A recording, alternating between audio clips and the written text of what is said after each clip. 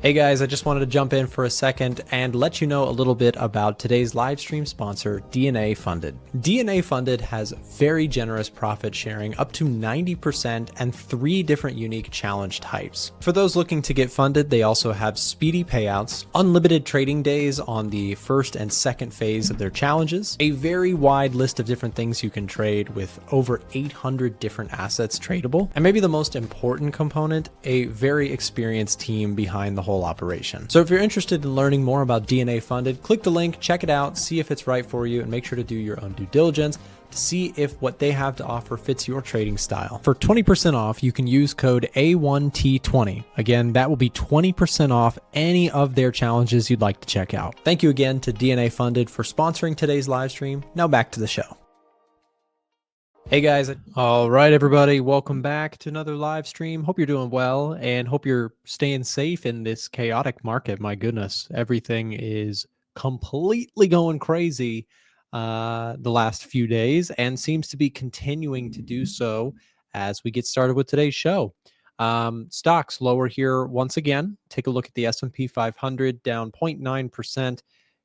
What I find interesting is that, tech and broad stocks are kind of down similarly. I would also be curious to see how the RSP is doing specifically. That is also down. This is an equal weight of the S&P 500. You've got pretty broad, pretty inclusive selling, if you will, on the stock market indices. You've got the NASDAQ down, you've got the Dow Jones down, you've got the S&P, and don't even get me started on the Russell. Man, the Russell has just been it's been like the butt end of the joke for the last couple years. But Russell, of course, this is smaller companies in the United States getting absolutely pummeled here recently. We've entered well beyond, well into correction territory for the Russell, hitting down 16% from that previous peak. That's a rough start to the year for small cap companies. The theory here, at least I guess popular Wall Street theory, was that small cap stocks could really benefit from kind of domestic onshoring stuff that the administration seems keen on pushing. And the reason I bring that up is because smaller companies are, on a proportional basis, they're much less international and much more domestic type companies, right? They're companies that service in the United States, whereas, your S&P 500 companies, they're much more global. They service the whole world. We've kind of seen the Uno reverse on that thought process, with Russell stocks actually getting killed here. And that's the thing, is you can see my target for end of year is kind of drifting away in terms of possibilities, but we'll see. I mean, the year is young. I think that there's a lot of fear in this market right now. And in my personal opinion, as I have been saying on the channel, the short term continues to look rough, but the long term for me looks like an opportunity to buy the dip. That is how I've been kind of approaching the market here in recent weeks. I don't have a whole lot of long positions on the S&P or the NASDAQ or anything, but I am actually slowly looking to buy the dip. I've been selling puts on specific stocks that I like, but really where the bulk of my positioning is long gold and long TLT. Those are the two kind of primary positions in my account right now that I'm currently looking at. Gold has scooped the lows here. Nice little bounce back in the last 2 trading days. Well, really 3 trading days. You had the big sell-off on Friday, followed by buyers coming back in, and they were actually able to push back above this level of resistance. That was basically my cue to go ahead and get long, and I put a stop just below structure here. Somebody asked me in my Discord, they said, Nick, how did you know that support level would hold? Like, what part of the chart here showed you? And I had to give them the real answer. First of all, you never know if a level is going to hold perfectly, right? If you have a nice level of support drawn, that's great. But the market can kill support levels as fast as it wants to if it's really fundamentally bearish. Like, here was a big level support. Once that level got taken out, we just saw the follow through to the downside. This level of support here for the S&P 500, are we going to hold here? We'll have to see. But if you get a close, a support level is only as good, in my opinion, as the fundamentals that support the support level, if that makes sense. Like if you're looking at this and you're saying, look, uh, more tariffs and growth expectations are seriously deteriorating for the United States. If that theme holds up, this support level is going to look meek in front of a bulldozer of a bearish move, right? So my point is, when you're looking at something like gold, somebody asked me in my Discord, they said, Nick, how did you know that that level of support would hold? The answer is it has nothing to do with the technical chart. So I'm not going to reveal who this person is, or I don't want to, they had great questions and they're reasonable questions, but it shows, how much traders typically overestimate the abilities of technical analysis and underestimate the abilities of fundamental analysis, right? You can't predict the future. Nobody can perfectly. You can have an educated guess about an area, but you never know if a support level is going to hold. So I'm in this trade. It's starting out well, but the trade is young. This thing could completely reverse and fall apart, at which case I'd actually look to buy the dip further around that 2780 level that I've been talking about. But the answer is, he was trying to say, he's like, well, no, but did you like look at the lower time frames for confirmation? Like, how did you know it was going to bounce? And I kept trying to say in my DM to him, you never know. You have to look at the three prongs, if you will, that we always talk about on this channel. This is why I took this trade. If you want to know why I took this trade, right? It's the three parts. The technicals are the simplest part of the whole trading strategy. We have an uptrend. That's pretty clear. Pulling back into a support level. That's pretty obvious. That's all the technicals. That's it. So, if it breaks those lows, stop out. That's all we do for the technicals. No more complicated than that. I know exactly how you feel if you're new to trading and you're like, no, but I want to know your secret. What's the real reason you took that trade? That is the real, there's nothing proprietary or secret or magical about my technical entry strategy. Key level support in an uptrend. Maybe it works, maybe it doesn't. Right? That's all. Okay. So I'm being so, I'm emphasizing this so heavily because this is a common mistake for new traders is they say, no, but really tell me why, how did you know that was going to hold? I didn't, right? I'm telling you, I don't know what the market's going to do perfectly. Nobody does. I made an educated guess based on the technicals, but if you only hear the technical part, you miss the rest of the whole reason the trade was taken. Technicals is one part.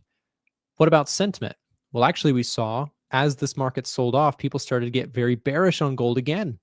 And so we had a nice crowd reversal signal, contrarian bullish reading. That was part of the EdgeFinder score on gold.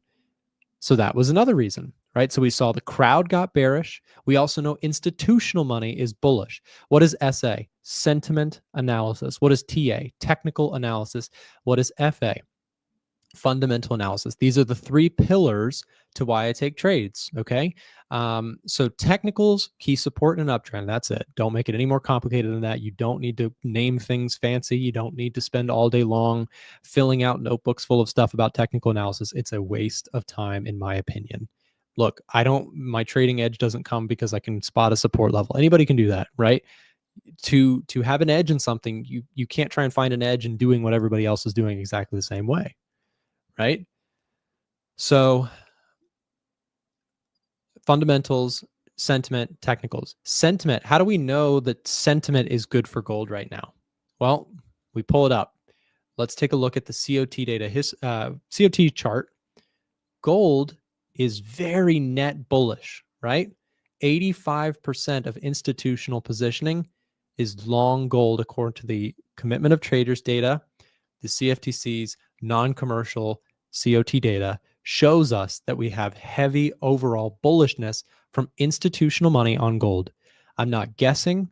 I'm not trying to tell you that smart money is doing this in the candle. None of that nonsense. Straight up, we know institutional positioning because it is reported to us by law through the CFTC's commitment of traders data, right? So no, if you're like tired of the whole like, oh, smart money is doing this secretly, and you're trying to like interpret candlestick patterns to figure out what big money is doing, candlesticks can be highly deceiving. if you want to know what institutional money is doing, you're looking at it. Institutional money is tracked each week on the commitment of traders data. We can see it, right? We have tools in place so that we can watch this stuff week to week. That is this what we're looking at. So we have big money long gold, right? Okay, cool. What about retail? I guess we could take a look at the put to call ratio to see what the options market is telling us that retail is doing.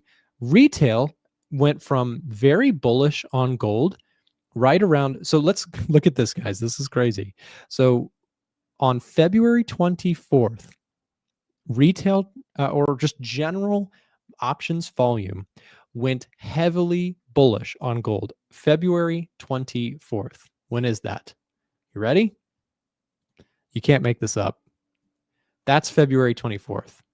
The put to call ratio signaled that everybody got super bullish on gold right at the top, right?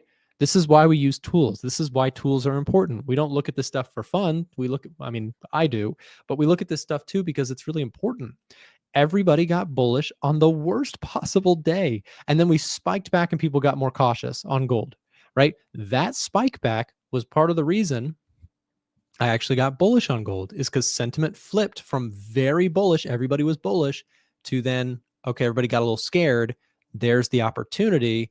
COT data looks good. So big money's long, right? Smart money is long. The crowd kind of fizzled out. We had a technical reading to the upside, and the fundamentals look good, right? So this is, I've just showed you exactly how the EdgeFinder played a key role in finding the trade that I'm in right now on gold. Okay. By the way, I changed up the economic heat map a little bit. We got some improvements to this. I moved the surprise column to the left. I found it kind of hard to look at. This is just a nuance for me I mean, I use the EdgeFinder literally every day, all the time. I didn't like having the surprise column way over here because the way I'm reading this, right, I want to see surprise is the most important, in my opinion, when it comes to economic data. Actual and forecast are important, right? But show me how much did we surprise the market's expectations. That way we can look at this red to blue. And I think that this is a way better improvement. So what we have is our economic data reads here, and we have our surprise index charted in colors here. So we can easily at a glance get an idea of if the US economy, in this case, of course, we can select UK, Europe, Japan as well. We, by the way, people have been asking us. Yes, we do have Australia, New Zealand, Switzerland, and Canada coming. So those are coming too. We have more heat maps coming. These by popular demand are coming soon to the EdgeFinder. So stay tuned on that. They are a lot of work, but we're working on them behind the scenes. So we'll have them soon. But look, so when we look at the data points here, right, we've got a lot of issues in the inflation section, right? Inflation's sticky in the US. Wage growth, oh, this is incorrect. I need to change that color. That's actually a good thing. So I'm going to write that down. Hold on. Wage growth. Coloring. Eco heat map. Okay. Yeah, we're going to fix that. I'm still, like I said, I'm constantly working on this page. This should actually be blue because wage growth actually beat expectations, which is a good thing for the US economy. I guess inflation-wise, it's not great, but wage growth, I would argue, is strong wage growth is good for the economy. Unemployment rate ticked lower. That was good. So this is how we read that, right? So when I look at gold, I have a fundamental sentiment and technical reading behind the trade. It met my criteria for an entry. I entered the trade and I managed my risk with a stop below structure. So that was a long circular kind of answer to why did I take this gold trade? How did I know it was going to go up? The short answer is I didn't know it was going to go up. I took an educated guess based on fundamentals, sentiment, and technical analysis, and I managed my risk appropriately. That's the full trade breakdown right there. You could summarize it in that one run-on sentence. So yeah, that's it. Yeah, I still like gold. We'll see if it can follow through. Look at stocks, man. My goodness, stocks can't catch a break here. No bounces in sight. S&P stock market open down 1.2% here this morning. How's my TLT doing? TLT's flat. Gold, how are we doing on gold? Gold, we're doing okay. Let's see. Yields are down here this morning. That's good for my position. Bitcoin getting crushed again here, down another 4% at one point. My goodness, man, it is blood in the streets right now for some stocks. I mean, you got to know too. You got to be open-minded to this. Stock market's not even down 6%. We have room, in my opinion, to continue. If you've been watching the channel, you know I've been cautious on stocks. We have room, in my view, to continue to at least this level of 5,700 on stocks. Now, if we bounce before then, great. I'm actually looking to short some puts on several stocks that I like. So if this thing keeps dipping, I am going to accumulate some shares happily. I'm glad that I've been kind of on the sidelines, and this is giving me a chance to buy stocks that I like, some individual names at discounts. By the way, guys, I mentioned the EdgeFinder. We just did a full breakdown of how that trade took place. All of the setups that I take come from the EdgeFinder. Specifically, we can actually see that if I filter out here neutral readings, this is pretty much my watch list, right? So you'll see gold here. Part of the reason that I took the gold trade is because it popped up on my watch list as a very bullish reading a couple days back. This has been a really good call here. And every time I take a trade, it's 9 times out of 10. It's because I see it in the top setups algorithm show up, and then I find the technical sentiment and fundamental reasoning to take the trade as an educated guess. That is what I do day in, day out, over and over. Systematic is the name of the game. If you don't have a copy of the EdgeFinder and you are interested in getting access to it, today is your lucky day. We're currently doing a huge discount on the tool. It is currently, for stream viewers right now, 35% off. It is one of the biggest discounts that we do. If you are not already a user of the EdgeFinder and you would like to be, now is your chance. Don't miss the opportunity to pick up a copy of the tool while the price is low. I made the reference yesterday that it's kind of like buying a pullback on the price of the EdgeFinder. The only difference is, unlike markets, there is a guarantee that the dip is going to go higher, right? So this is the EdgeFinder. Let's do EFP, right? That's the symbol, EdgeFinder price. The EdgeFinder price is currently on sale. It's dipping, and it is certain to go higher again. So if you don't have a copy of the EdgeFinder, take advantage of the discount while that lasts. You can direct message us using the first link or the link in the description if you're watching this back, or the link that we just dropped in the live stream chat. So don't miss the sale. It is only available for a short period of time.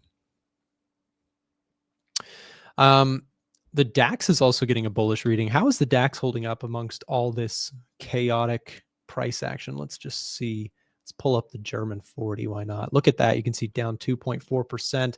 The Nikkei also down. Look at this. Nikkei breaking long-term support here going back from September. This was a huge area of support, and we just broke that. My goodness. This market, again, is not comfortable with not knowing what's going to happen with tariffs, not knowing what's going to happen with inflation. The dynamic has shifted. And look, who knows on the other end of all this, if economies are truly going to tank, or if all of this uncertainty is going to blow over. I will say that my opinion on it is that, it's not the end of the world. There's going to be some concern, and this market is going to have to work off what I think is an overbought, kind of market. Stocks are priced very richly. They still are at these current levels. And you have to ask yourself, do you think it's worth buying the premium pricing in this stock market if you also are aware that, we're dealing with a lot of uncertainty right now. Canada and Mexico tariffs look like they're going forward. Well, they are going forward, and then China yesterday added another 10% tariff to that. So, is this a big negotiation tactic? We'll see. But clearly, the administration seems to be pushing forward with the tariffs, and that causes market uncertainty. A lot of people, there was some, you can see it in the price. There was some hope that, maybe there would be a last minute negotiation. Maybe we could resolve all this. But when that hope kind of got dashed, you can see the market's reaction was pretty violent. So clearly the market does not like, they do not like tariffs. They do not like uncertainties.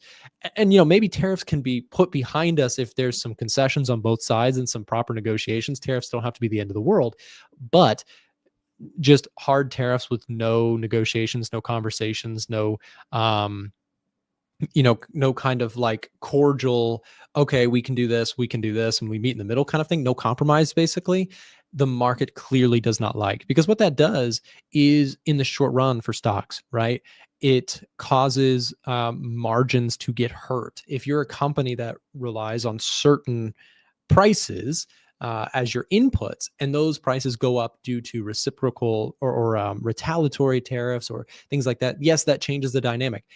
Again, I don't want to come across as I'm saying that's the end of the world, and I'm not, anti everything about tariffs. That's not what I'm trying to say. All I'm saying from a market's perspective is the market does not like not knowing the impact of those tariffs. It's very, very difficult, and it's a highly debated thing in economics right now. You know, what's not a debate is tariffs are a short-term inflationary thing. The debate is whether or not suspended tariffs, if they go into place, will cause continued inflation and continued hurt or growth destruction in economies. That is more up for debate. So the point is, there being a debate at all about the state of the economies of the world is what is making the market freak out, because it doesn't know, right? Market hates not knowing something. That's the long story short. We'll see if tariffs, do this or that, but the point is, market the market just does not like not knowing. Russell almost down another 2% here today, getting slammed. We've got the DAX down 2.3%. The NASDAQ actually holding up slightly better than the S&P. I mean, that's how you know it's broad selling, is when straight up the S&P 500 is selling harder than the NASDAQ even. That's crazy. Gold giving back some of its gains here, but still well in the green for the day, up 0.7%. Silver also up 0.3%. Bitcoin actually having a pretty sharp bounce. Doesn't look like it, but we were down 4% just a minute ago. TLT is a position that I'm currently still in, doing quite well recently. We'll see if that can follow through. Taking a look at some currencies. Euros trying to break out. Pounds trying to break out. Dollar yen continuing to break lower. Yen strength continues here, and dollar strength continues to deteriorate. Dollar CAD pushing higher off of some Canada tariff concerns, right? Largely expected that the Canadian economy would hurt more in the instance that prolonged tariffs take place. Look, I think that if you're an optimist in this situation, if you are an optimist about the tariff situation, if you think it's going to blow over, here's what you're probably looking for. You are probably looking for a resumption of negotiations and people to come back to the deal-making table. Anything like that, market probably bounces pretty hard.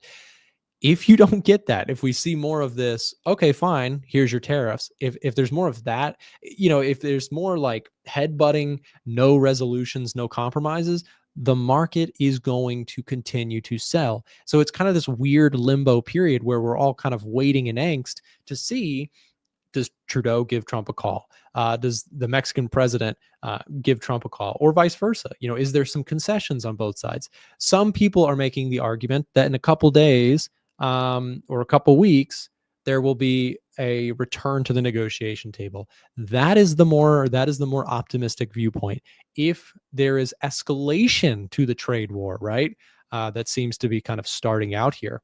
If there is escalation to that, you got problems, right? You have economic concern. You have again, tariffs. I do want to avoid making this political, because the thing is, tariffs themselves are not necessary. They're just a tool. They can be used in an effective way. They can be used in a poor way.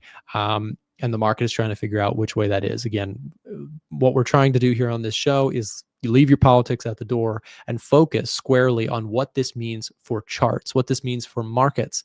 And that is what we do on this channel. So sometimes we have to dive into the policies, the fiscal stuff that's happening. But look at this. You've got down 1.3%, another big red day here. Let's take a look at some individual stocks, just because, again, stocks are interesting here this morning. You got Coinbase down 3%.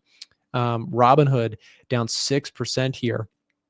MSTR, SoFi, Reddit, Tesla's getting killed here. I actually sold puts at 260. My position that I have from way back here looks to be coming back, but I sold 260 puts. So if this market keeps going lower, that'll be an opportunity for me to pick up some shares. Palantir, the most notable stock in the retail world, down to $80 a share. My goodness. PayPal, Fubo, we got Celsius, Whole bunch of stocks really getting hit hard here today. Look at this Citibank down 6%. My goodness. Delta Airlines down almost 5%. Obviously, you get a travel sell-off if there's an expected or potential increase of, I don't want to say recession, but slow down in the economy, right? So it is a crazy time, guys. S&P 500 down 1.2. Gold holding some of those gains. I mean, it's holding up way better. You could take a look at GLD/SPY and compare the performance of the two. You can see gold is doing quite well today on a day where the stock market is actually selling off. This is a 4-hour chart of GLD/SPY. TLT SPY, we can do that real quick as well. This one holding up quite well as well. Sorry, my trading views. Look at that. TLT. Is TLT up today? It's trying to be. It is certainly trying to be. I have a good size long position on TLT. So we'll see if that can continue to hold up well on another day of kind of just steep selling pressure. Again, this is why I stay systematic with what I do. I'm not long indices right now, and I'm very glad about it because, again, they fell off my radar, and that was probably the best trading decision that I could do this year is two things. I'm not long Bitcoin and I'm not long stocks. I'm long gold and I am very short yen crosses specifically, and also long TLT, which is correlated to the Japanese yen. So that is my positioning. I'm going to stick with it for now until I'm doing more of what's working this year. I'm staying systematic. Top setups algorithm is where I am focused squarely. It has been working exceptionally well. I'm going to stick with the trades that I've got, continue to look for opportunities on that front. Guys, EdgeFinder is 35% off this week. It is an excellent time if you are just hearing about it. I know some people just joined the stream. If you're just here, just a quick announcement. If you've been thinking about getting the EdgeFinder, it is currently on super sale. We got 35% off for everybody listening to this live stream right now. All you have to do to lock in the discount is send us a direct message using the link that's just been dropped in the chat. You can also find it if you go to a1trading.com, bottom right-hand side of the screen. There's a chat button where you can speak directly to our support team. But don't miss that discount. Again, a lot of people entered our giveaway here recently. We announced our winners, but a lot of people who still wanted to get a copy for a discount have been waiting for it. There is your chance to do so. So quick public service announcement too. We got something kind of fun here. In just a second, James from our team will be joining the call. We have something coming up here that we wanted to just make a public announcement about. So some of you guys might be aware that Oanda is a supporter of our content here, the A1 Trading Show. They're a sponsor of what we do, and they've actually invited us to a Atlanta United soccer game, or football for my non-American friends. We've got some exciting data about that. Maybe James, whenever he's ready, can join the call. But we actually wanted to extend an offer to anybody who's watching the stream right now. If you are somebody in the Southeast or have the ability to show up in person to Atlanta, this is kind of last minute, but if you're watching, I know it's a long stretch. If you are interested in coming to that event, I'm going to be there. Of course, multiple members of my staff here will also be joining us. We'll be there with the Oanda crew. It's going to be a ton of fun.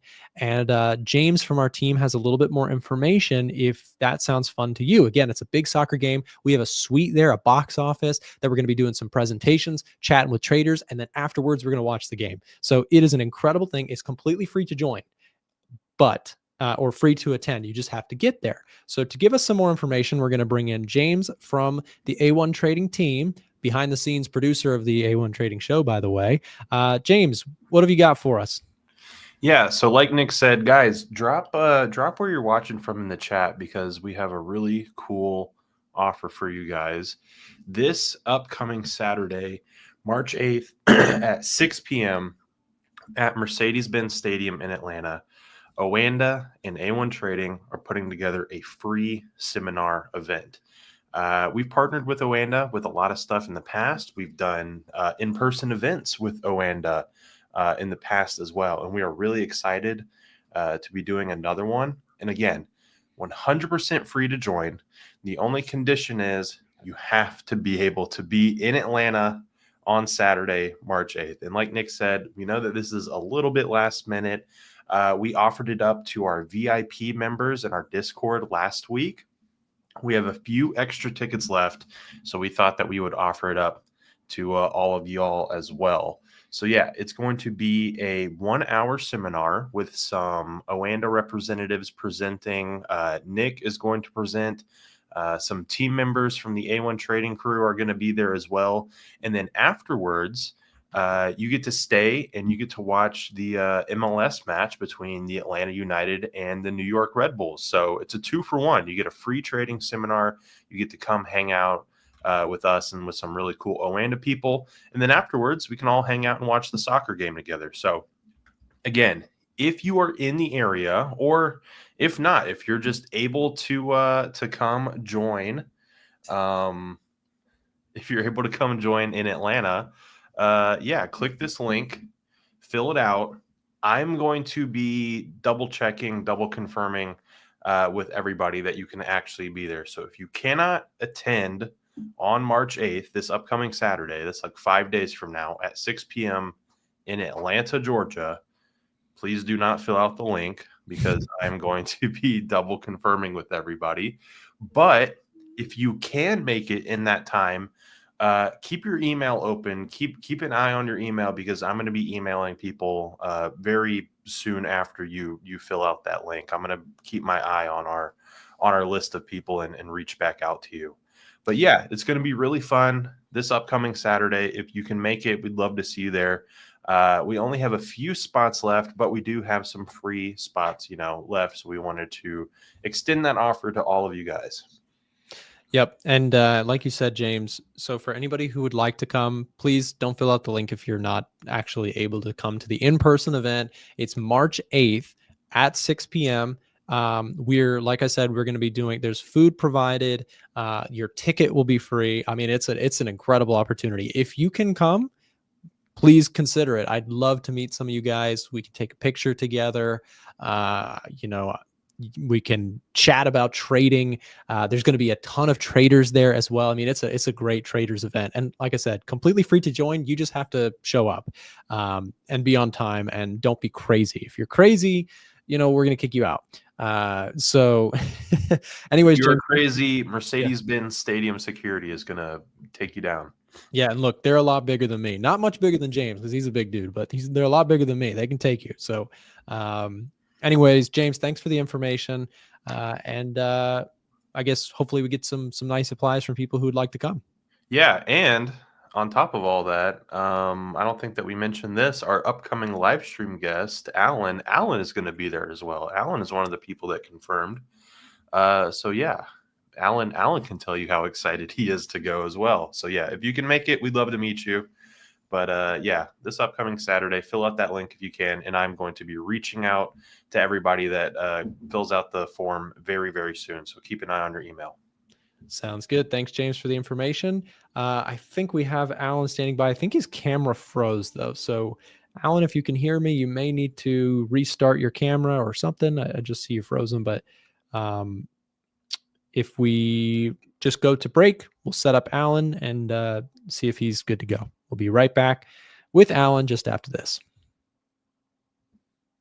We often get asked by our US viewers, how do you guys trade gold and indices on a regulated broker? To trade gold, indices, and more, we trade using Weebull. And for US citizens watching now, for a limited time, you can get free stocks if you use our promo link that can be found in the description or dropped in the live chat right now. Weebull is our top pick and personal choice when selecting a broker here in the United States for stocks, indices, and commodity trading specifically.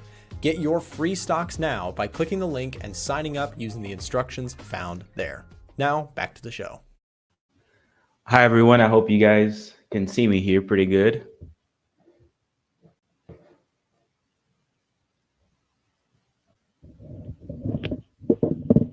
How are we doing today, guys? Can y'all see me? Oh, goodness.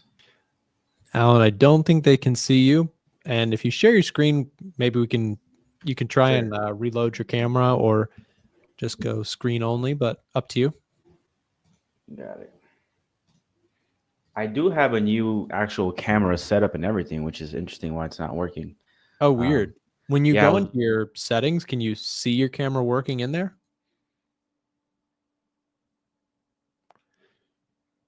But maybe you guys can see me now, huh? We still can't see you. Not sure why. All right. Well, Is any other recording stuff open? you know what? No, OBS is off. That's about it. Interesting. I'm not sure I was why. using a like a Logitech, but now I have a DSLR camera. Okay. But I mean, if you want to, you could try just reloading the screen once. We could see if it works, and if it doesn't, then we can go screen only. But up to you.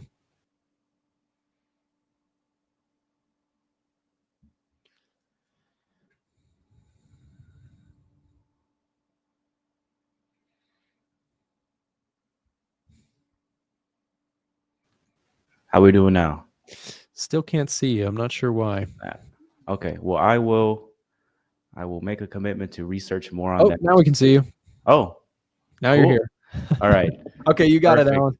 Yeah. Let me zoom out real quick. Okay. Hi everybody, how you guys doing? Sorry for the technical difficulties here, but I hope that this is something that works, moving forward. But yeah, guys, I want to share something actually. I haven't shared this before, so I've been doing pretty well as far as trading goes. But I wanted to shed some light on something that I'm experiencing now that I think could help you guys. So as far as my positions go, I'm still in the Swiss yen sell. I'm doing good on that when it's in profit. And guys, feel free to ask me any questions about what I'm about to go over.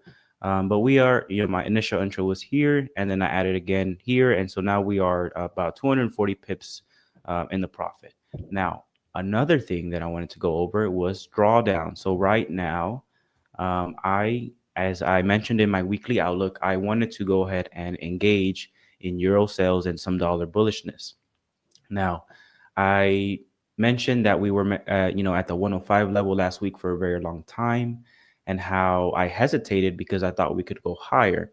And then when we did go ahead and break and flush downwards, when Monday night or Sunday night, Monday morning happened, I went ahead and entered my first entry on the euro at the 104.5. Now, I was going to add again at the 105 and then possibly again at the 106, but I wanted to shed some light on risk management and I guess correlation risk, and how when I was first starting, I had like a fixed system where I said, okay, this is entry one, this is entry two, entry three. And I was really firm on that. But as I guess, developed and was more aware of macro, honestly, and economics and what could move the market and risk in the market, that helped me tailor my risk management more. So because I am in this euro short here at this, if you're looking at price where it's at now, it maybe not be the best entry. And I'm also in dollar Swiss, which I entered here, and you could see that my stop almost got tapped. We were shy a couple pips there. I'm not going to add anymore. I'm going to just hold on to what I have and manage risk. Before, what I would do is I would just add at the levels that I had predetermined and just wait for that to happen. Now, I'm not saying that's a bad thing to do. If your lot size is a lot less, then you could probably afford to do that. But because these two trades are correlated in a way, I don't want to add more risk or inject more risk into the market, especially when you have Trump doing his tariff announcement. I believe it's 9 p.m. Eastern today. So when I'm trading, I need to be very mindful of the environment. And because of that, I'm going to stick with my original entry, let it play out. It wasn't a huge amount of risk that I did initially. And I'm just going to let it play out. And there's a very good chance that with the volatility that, I will get probably stopped out. Was it this afternoon? I guess my my financial juice is completely wrong. I hope that that helped clarify a little bit, guys, and stuff. I am in Chicago, and I'll be going to Atlanta this weekend. I'm actually pretty excited. I watched one time. It was a while ago. I don't know. I think it was on YouTube, but I watched Nick do a seminar on the A1 trading EdgeFinder. This was way back that I saw it. So I'm interested. I'm assuming it's going to be something like that again. So I'm interested to see that in person.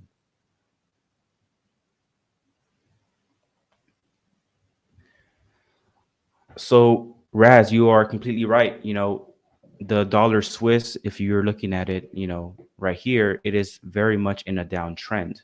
Now, these were areas of support that I was very interested in.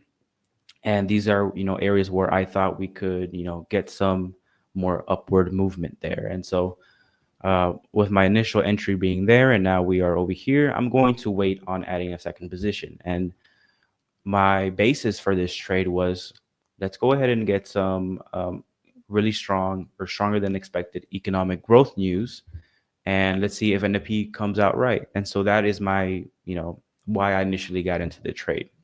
Had that not been the case, and had we just been trending down and, numbers have been coming in hot, numbers have been coming out bad, forecasts are supposed to be bad, then I probably wouldn't be in this trade. I would probably continue to stick with just only the Swiss yen position. So thank you for bringing that up, Raz.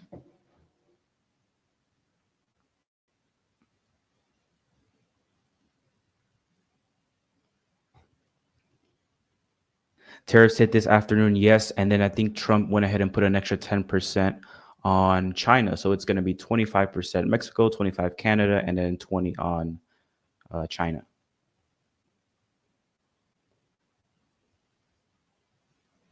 What time do I trade? That's a good question. I don't really trade a specific time. Honestly, I am a swing trader. And I have the luxury of just, I'm home all the time. I'm always doing something here. So I'm able to monitor the markets pretty much, very heavily, frequently. And I would say I've did a back test on most of my trades and my winning trades and my losses. And what I found was that even if I enter the trade, because sometimes I do limit orders, right? And so overnight, the limit order will get hit.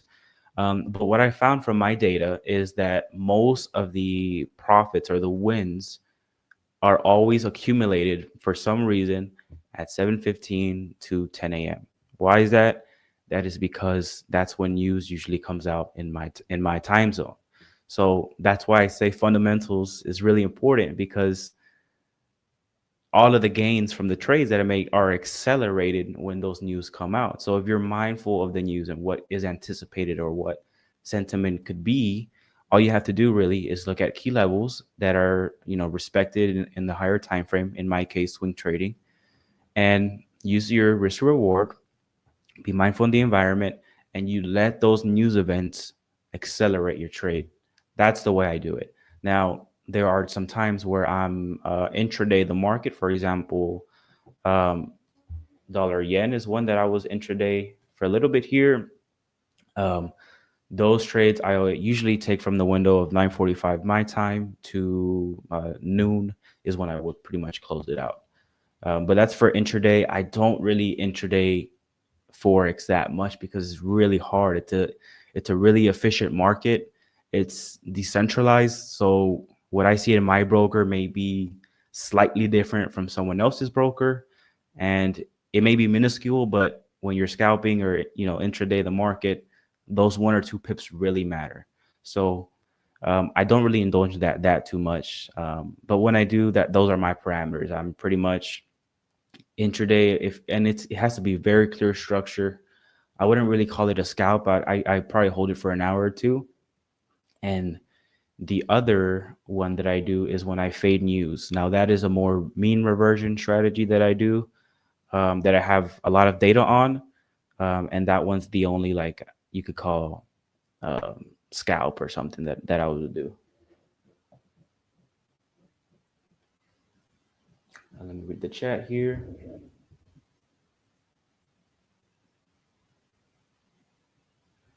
Oh, Bashi, you bring up a good point. 25 on euro. I don't know if that hit yet, but I know that I may be wrong. I don't think it hit yet though, but that could very disrupt consumer discretionary, because we rely, well, we don't rely, but Americans choose to very much be buying Mercedes and BMWs and all that stuff.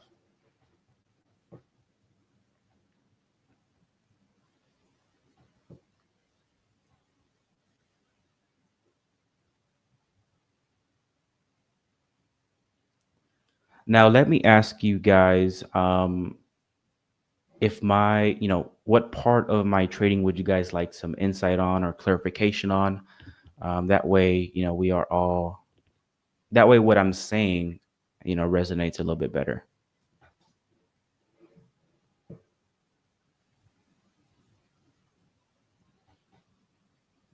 Euro Australian.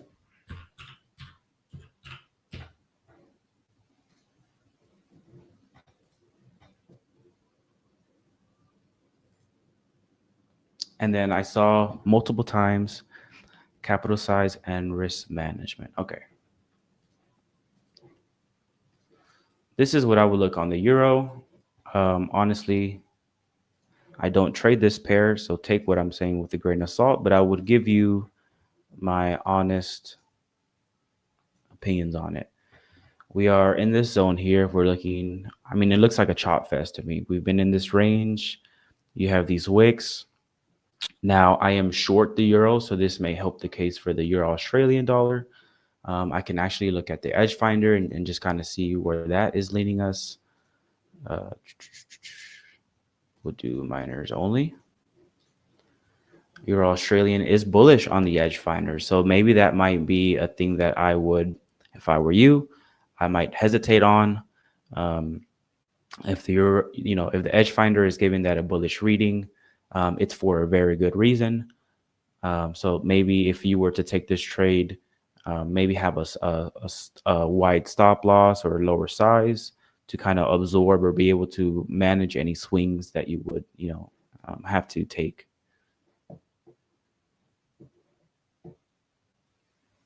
Tax season for, yeah. I'll give you guys this insight. My situation this year for taxes is a little crazy. Now, I don't know how it is in other countries, but I lived in 3 different states in 1 year. And I had, if we're looking at 2024, that's when I was still at the bank. I had a job. And so it is very tedious. I learned a lot from my little conversations with my brief conversations with CPAs. I have to basically calculate how much money I earned in each state while I was there, and I have to do part-time resident filings in each state. It's pretty crazy, but I'm hoping that Chicago is a more permanent for the time being, and that I don't have to do that again.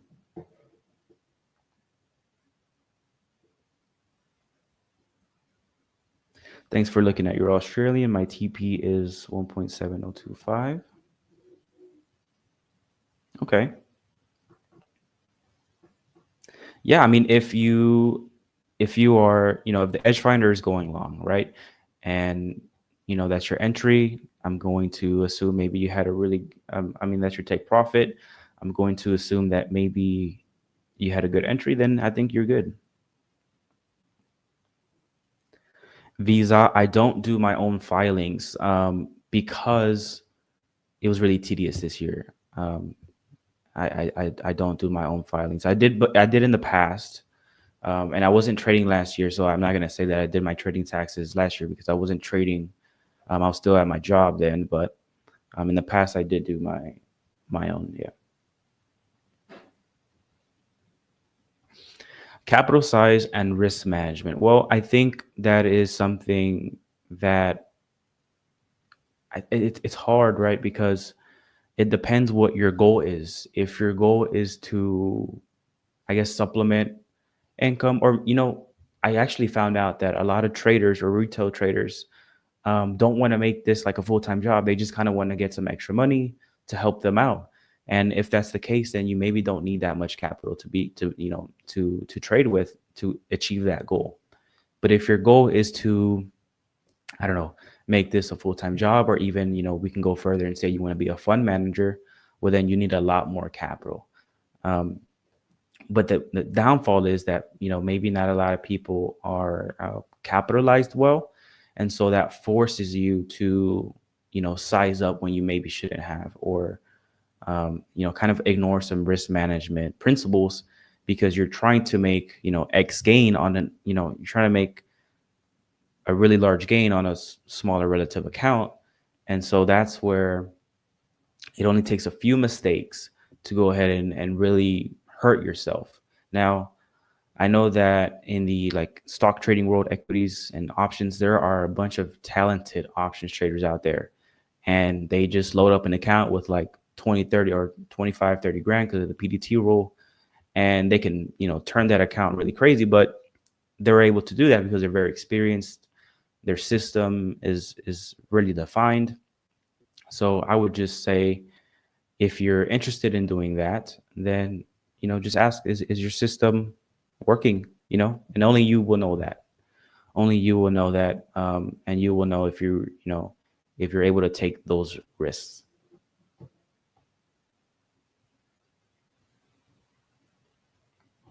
FX Shadow, you want to do 30%. 30% put away. And that's what I've heard, and that's, what I do.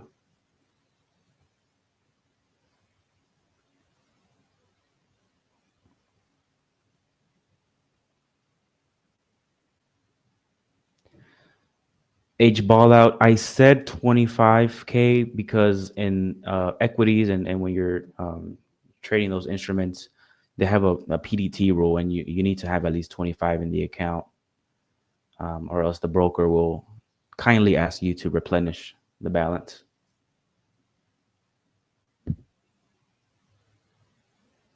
H ball out. Yeah, that is true. That is true, and that's the reality of it. Yeah, with 500 to 1 leverage, yeah, you'll be in a Lambo soon if that's what you want.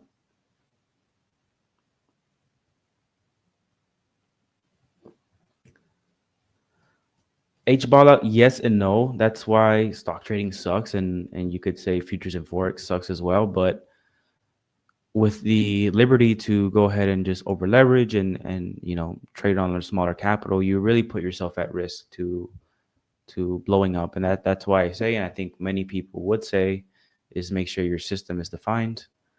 That way, you're not going to just burn it. Lambo Allan, no way. Mamba Allan, no way. I'm not gonna, I don't like to say anything, but no way. Please, I don't want to be Lambo Allan or Mamba Allan. I will say this, guys. If you guys, I'm sure you guys get insights and education from various sources, and that's very much okay. But be mindful of who you are receiving information from. A lot of people, very unfortunately, but a lot of people in the industry don't really have your best interests at heart. And so I would say one giveaway, if you have a US citizen trading CFDs and promoting CFDs, that's a red flag.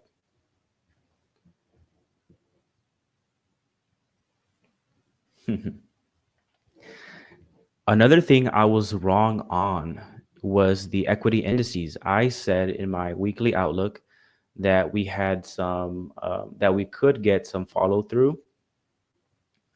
Now, I don't know why my chart went ahead and just went out like that, but I said that we could get some follow through because in the past, whenever we are in these levels here and you see some indication that buyers are stepping in, there's usually some follow through. And we had a tiny bit of that, and then it just faded back down. So that was another thing to go ahead and look over. And, another tool you guys could look at is the VIX. I mean, the VIX has been edging higher for, 2 days now. It's at the 25 levels. For those that don't know, the VIX is basically the fear and greed index, which measures expected volatility or expected moves. The higher it gets, the more violent it can be. So I was dead wrong on that. I was expecting, even though the numbers yesterday, the PMIs didn't come out that weak. I mean, I would say if we're above 50, it's good. But when you're just at 50, when you're just at 50, you're kind of just flirting with the case of you being, good growth or bad growth. We were above 50, but the market doesn't care about that. The market really cares about right now is these tariff threats and what kind of implications it can have into the stock market and companies. And Nick touched up on that, on how it can affect growth.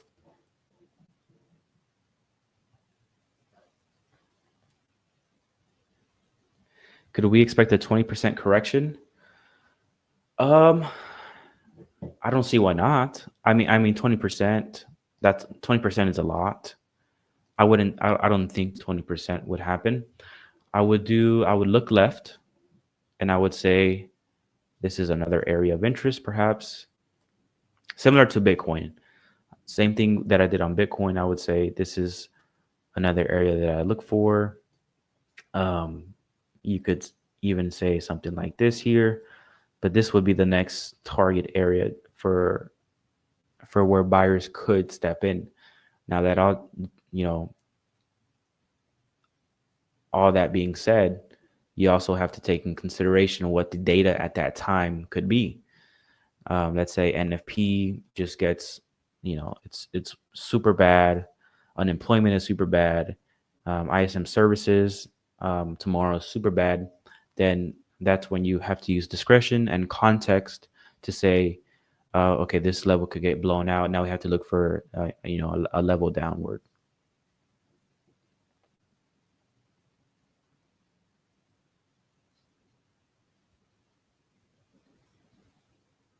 James, yes, data changes everything, and it's so easy. I'm not gonna say so easy because that's lying, but it's a lot easier to navigate the markets when you are aware of the environment and what data is coming out and what the data could do.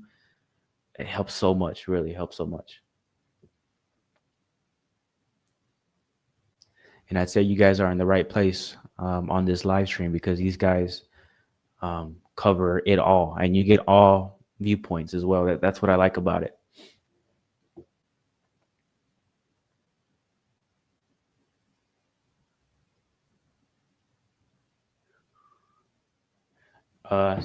US dollar Mexican. I don't trade that, but I would assume that it is skyrocketing. You could say that it's hitting a level of resistance, or yeah, it's appreciating for sure. This pair, I don't trade this pair. I mean, look at the spreads on this thing. It's 51 for me. I don't know about you guys, but that's an expensive pair to trade for sure. Bashy, see you next time, man. Thank you for stopping by.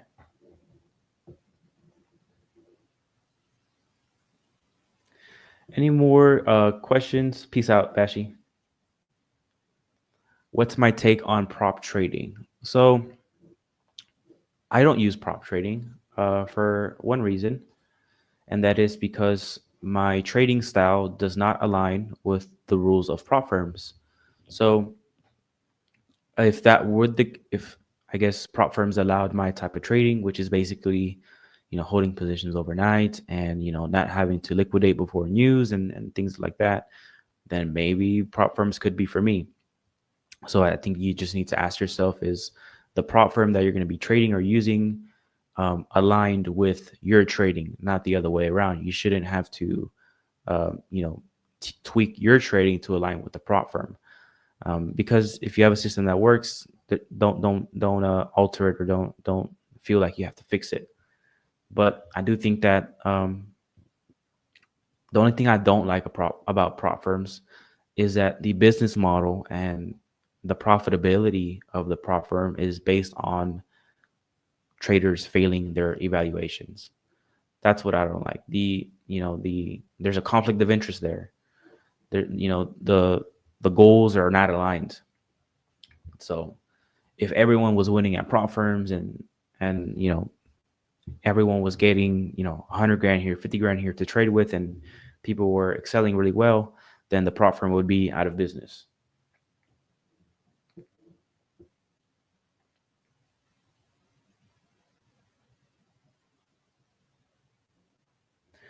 Jalo Malik, you are watching from West Africa. You need the EdgeFinder. Unfortunately, you can't afford it. Can you please help us? Chandler, I don't know. Chandler, I believe that you guys have special pricing for people in certain situations, because I think A1 wants to make the EdgeFinder accessible to everyone. I believe you can talk to somebody and maybe work something out for sure. I don't think that I don't think that it's one pricing for just everybody. I think they do help you with that.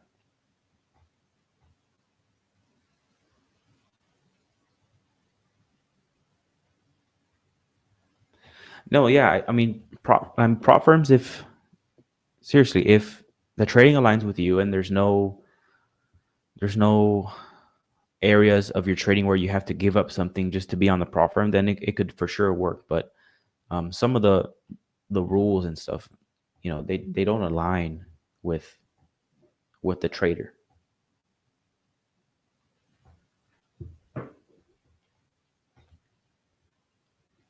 Yeah, the news rules too.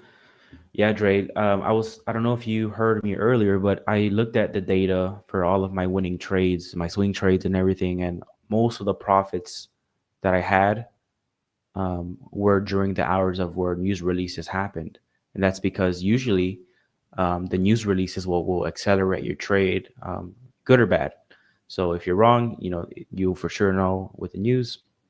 But if you're right with, and that's because I trade macro really, then the news is very helpful actually. So the fact that some prop firms kind of take that ability away from you, it could hinder your trading. Oh, I'm covered up. Hey, Allan, how you doing? Hey, how you doing, James? I'm good. Thanks for coming on today. We're about to transition on over to Chris. And one more time, guys, I'm going to drop this in the chat so that you can sign up if you want to come hang out with myself, come hang out with Allan on Saturday, March 8th. Let me get this link right here. Fill out this link if you're in the Atlanta area, or if you can be in Atlanta by 6 p.m. on March 8th. If you want to come to the free event that I was talking about earlier, if you don't know what I'm talking about, scroll back like 30 minutes in the stream. You'll see me talking about it. We have a free event with Oanda coming up in Atlanta on March 8th. Please only fill out this link if you can actually be there, because I am confirming with everybody who can be there. I'm going to be there. Allan's going to be there. It's going to be a fun time. And Allan, thank you again for coming on. We're going to take a really quick break, and then we're going to transition over to Chris Pulver right after this. Allan, we'll see you later. See you, man. Excited to see you guys. Have a good one. Hey everybody, thanks for tuning in to today's A1 trading session. We love engaging with our audience, talking shop, taking requests, and sharing our favorite setups. It's about that time where we're going to review a bunch of indexes, stocks, currencies, gold, silver, Bitcoin, and pretty much anything else, and share our insights. If you're wondering what trades I'm in, if you're wondering what trades I'm taking, and you'd like to see exactly how I'm trading everything, you can actually follow my trading signals. If that sounds like something you're interested in, we'll share a link in the chat. You can sign up. You can sign up directly with the link or speak to a support rep if you have any questions. If you're asking, what do I trade? Pretty much everything. Indexes, ETFs, stocks, options, futures, Forex, and crypto. Thoughtful analysis, active trading. Check it out. And now, back to the show. What's happening, everybody? Happy Tuesday. Market smells blood. It's fine. We've got some 200 moving average on the daily time frame that's getting approached here on the SPX. SPY is also very close to it. The Qs have officially hit it. This might be breaking the streak that has been going since, I think, 2000. I don't know. It's like almost 500 days old. This is a pretty wild streak from the QQQ. Last time we had a close below would have been way back here in 2023. So we've had a 493 bar streak of closing above the 200 moving average. We've had an overbought, I've talked about it for 2-3 months now, which is, I think we've got a pretty high bar count. I expect this market to find the 200 moving average, and it probably will. So I've got a couple of hedges I want to start taking down. I closed out for a little bonus profit this morning on ES for $450. Everyone got a piece of that one. And then I've got another $400 here that's out to March 21st. This one price would have to drop all the way to 5,200. I also got a nice little bonus trap of around $50. That would be a bonus trap of 50 points. That'd be a $2,500 bonus trap if I get it. I'm already seeing some excess on that right now. So I pulled it in for 975 credit, and it's showing a debit. So I'm going to try to let this get into a bonus credit. And then on my MES side, I've got a couple of trades here. 6,200 by 57.25. Right now, that's up around $800, and then a 61.75 by 5,700. Again, that's up around. Let's see here. What is this one? So 62 by 57.25, and then a.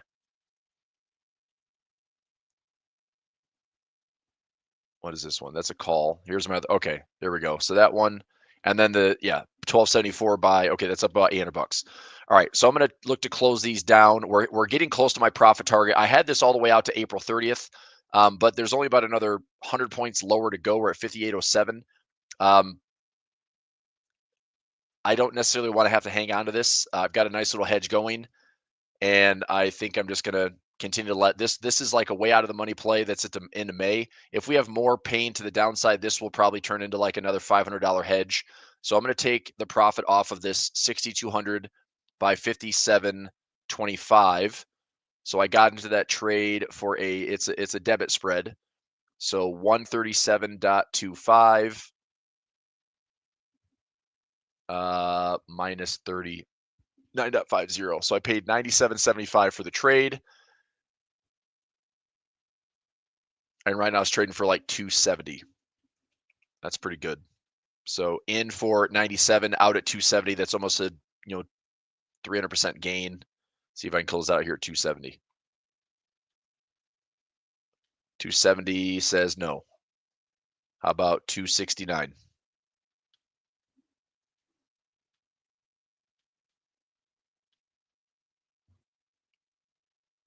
$269 says no.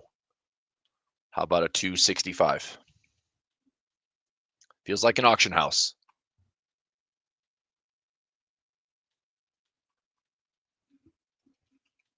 $264. I'm just going to work this down $1 at a time. Come on.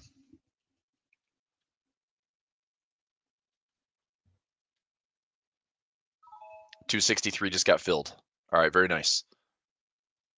So that one for $263. It's the 6,200 by 57.25. Okay. So 62 by 52.75. Close for 263. It's going to close out some of these hedges. Come on.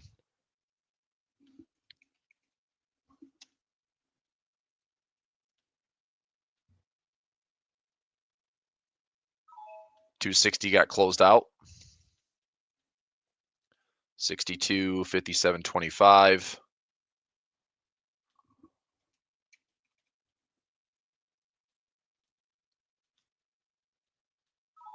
Closed out. 62,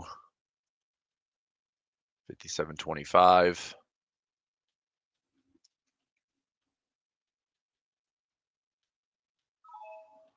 Okay, and this trade was a cost of $97.75. All right, I'll do the math on this in just a second. Just getting this one closed out for Pulver alerts. 62, 57.25.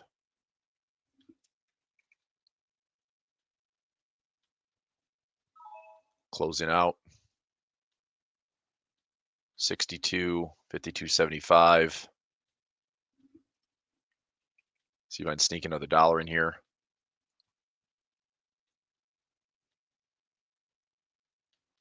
Fine. I won't be greedy.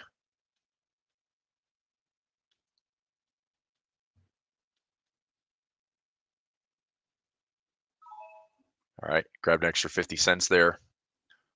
62, 57.25.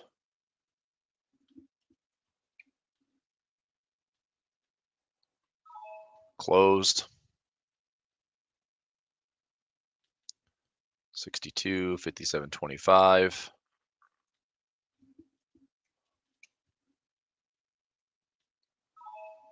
Good.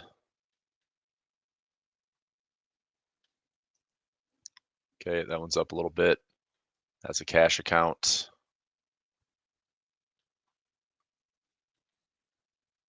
$62, 57.25.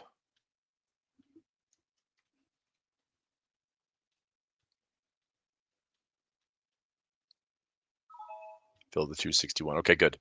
All right, I'm gonna go back through. I've got another hedge running, so let me get those closed out as well. The 61.75 by 5,700. So this one is around $100 debit. So 143 minus 40.75. So 102.25 debit. And we'll see what this one's trading for right now. 61.75, 5,700 should be up about $800. 250.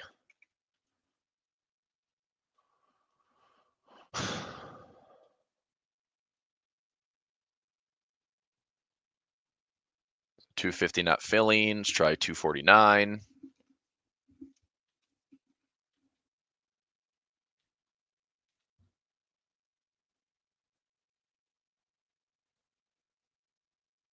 Come on.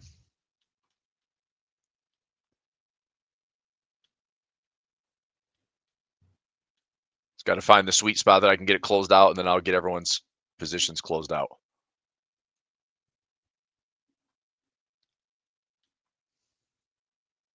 All right, so let's try 248.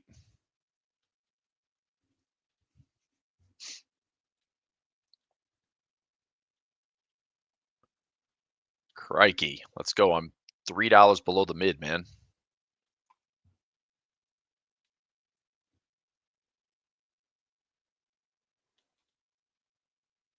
$247.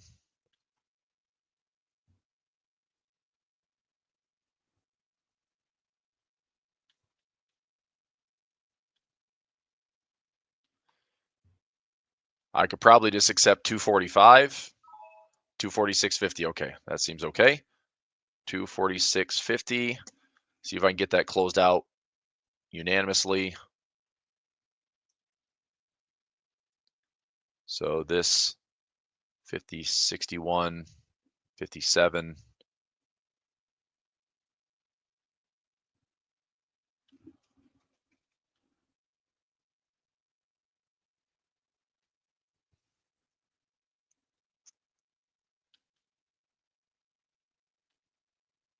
Okay.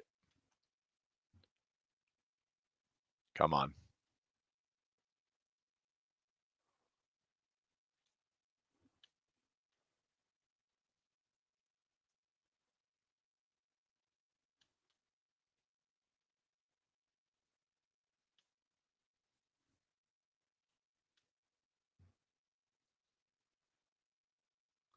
What in the heck? Let's go 265.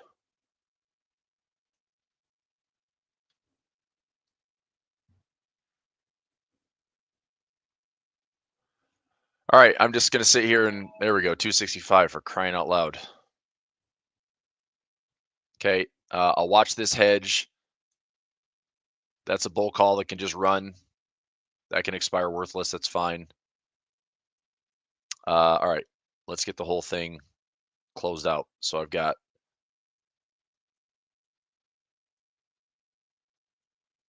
that trade combined with this trade. Close this thing out for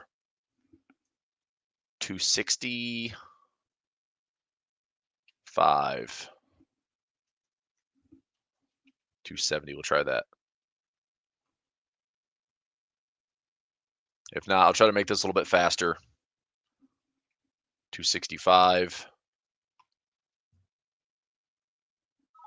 There we go. All right, 265 seems to be doing the trick. So 61.75, 63.75, 61.75, 5,700, 270. If it's not getting filled, we'll try the 265.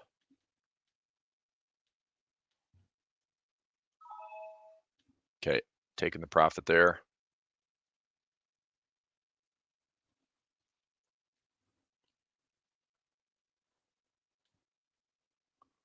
Good. All right, let me crunch some quick numbers here. Call, put. Let's do the quick math on this. So 40 plus 50.25 minus 135 minus 143. All right.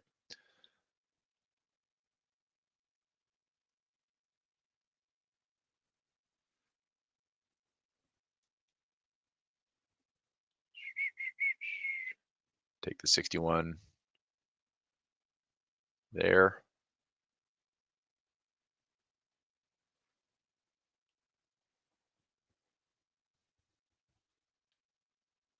Okay, just got to do some management. That's all. So that's maybe boring, but I'll get to the top down in just a second. I've got some trades running on SPX. Let's go here for 175. There we go. So close this down for about 265.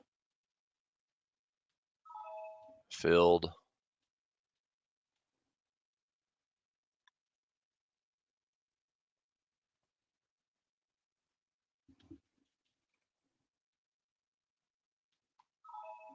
Okay, this will be in the Pulver alerts under my futures trades for MES.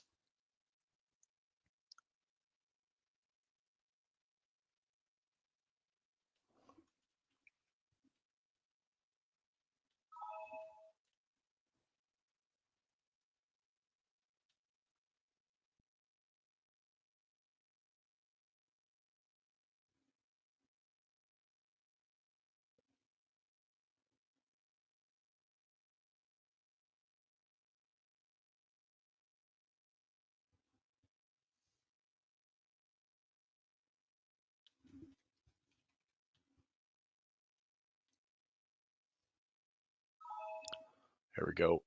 Almost there. One, there. Close 266 is doing the trick.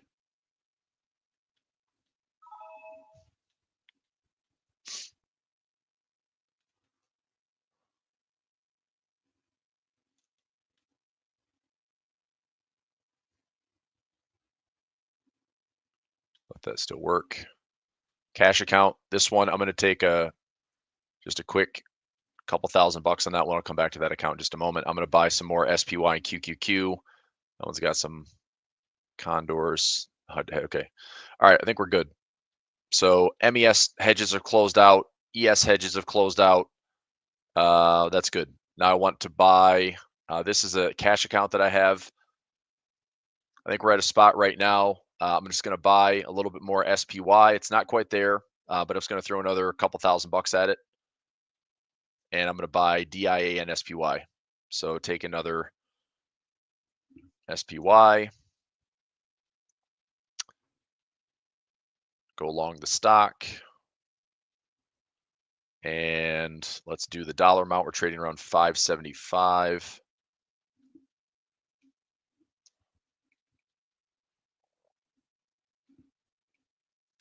So I can buy about 3 to 4 shares. So I'll buy another 3 shares and then another 3 to 4 shares. So let's buy 3 shares. What's it going to set me back? $1,700. I'll go. What's our discount from the top? We're close to that 200 moving average. Got about a 6 point. That's not, I'm just going to buy, I'm buying 3. 3 shares is fine.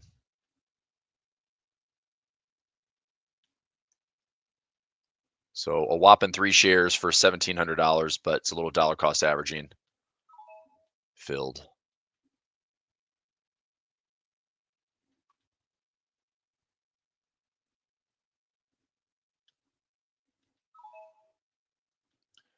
Okay, I'll put this in as well.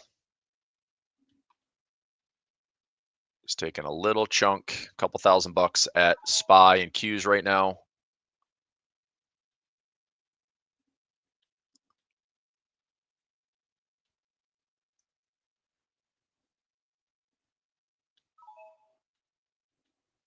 $907.2. Just going to work through these accounts really quickly.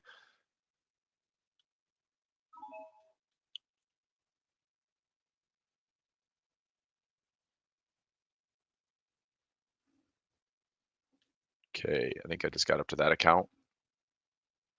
Yep. Filled in that one.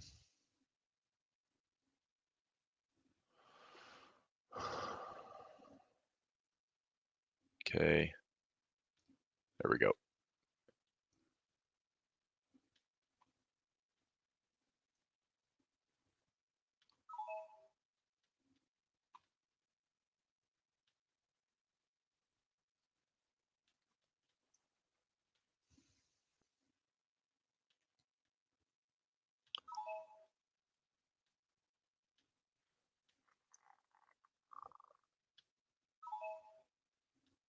Okay, almost there.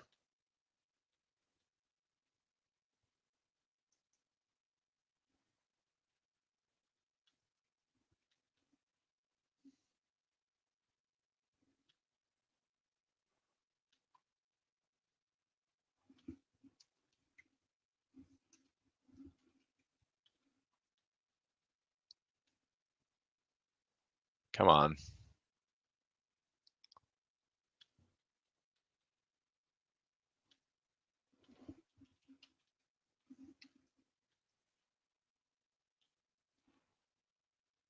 Let's go 20.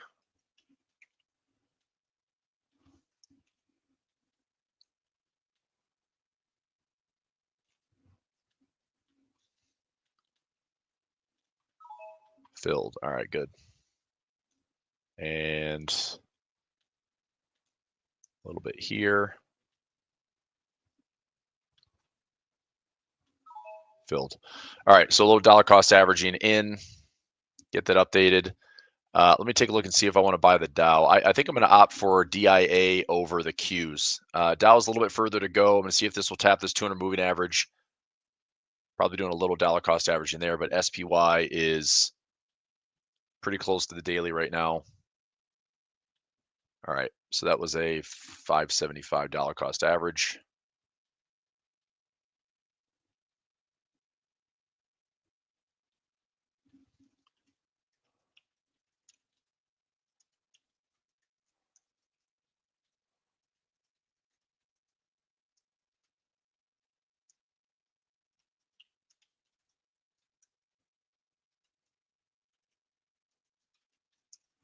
At 575. Okay, just tossing it in there. I've got a little SPX action this morning. Right here. Got a butterfly for 50 cents. Have a daily profit play. Let me add this in for a butterfly. This is a BWB for Broken Wing. That one's all the way down to 56.50 for a potential trap. 50 cents credit. I'm going to try to keep that to the end of the day. And right now, I have pending 1, 2, 3, 4. Trading around $1.85, $1.75. Come on, $1.75. This is what I wanted. Bah, taking the winner. All right, that was originally what I wanted this morning. Good.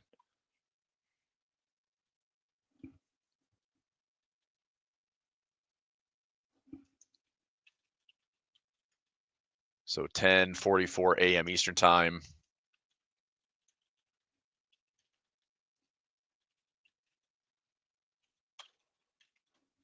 taking that winner. And now broken wing, which allows me to see if price will hold. Here's a little intraday stuff. I've got a chart alarm down here. 5650 is my broken wing level. So I'm going to see if I can put a label on this. Edit. There's a trap. It's a trap. Horizontal line at 5650. And I'll label that if I can. So this is a BWB 3-4 expiration pin price.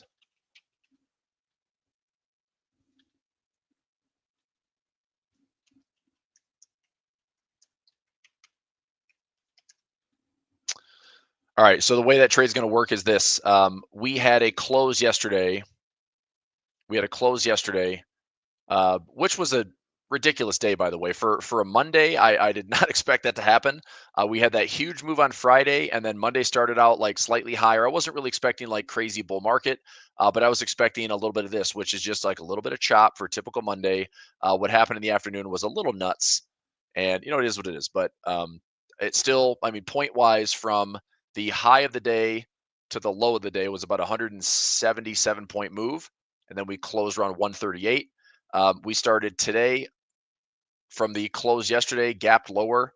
We've pushed down. We're hanging out about 80 points lower. Ended up flushing about 117 points lower from the close yesterday. So anyway, what I looked at is, okay, I've got a broken wing butterfly that would have to be 198 point push. So improbable. Not saying it can't happen, but 200 points on the day is pretty extreme. And that'd be a 3.3% sell-off from the close yesterday. Obviously, it can still happen. We might have more pain ahead. The nice thing is on the daily time frame here, this 570, or if you look at your SPX, we're getting very close to that 5,700 handle. So if we hit 5,700, I at least think in the short term, we at least have a bounce coming off of that 200 moving average. I don't know if this is the bottom. I really don't. I think if we have a bounce right here, we could still have support.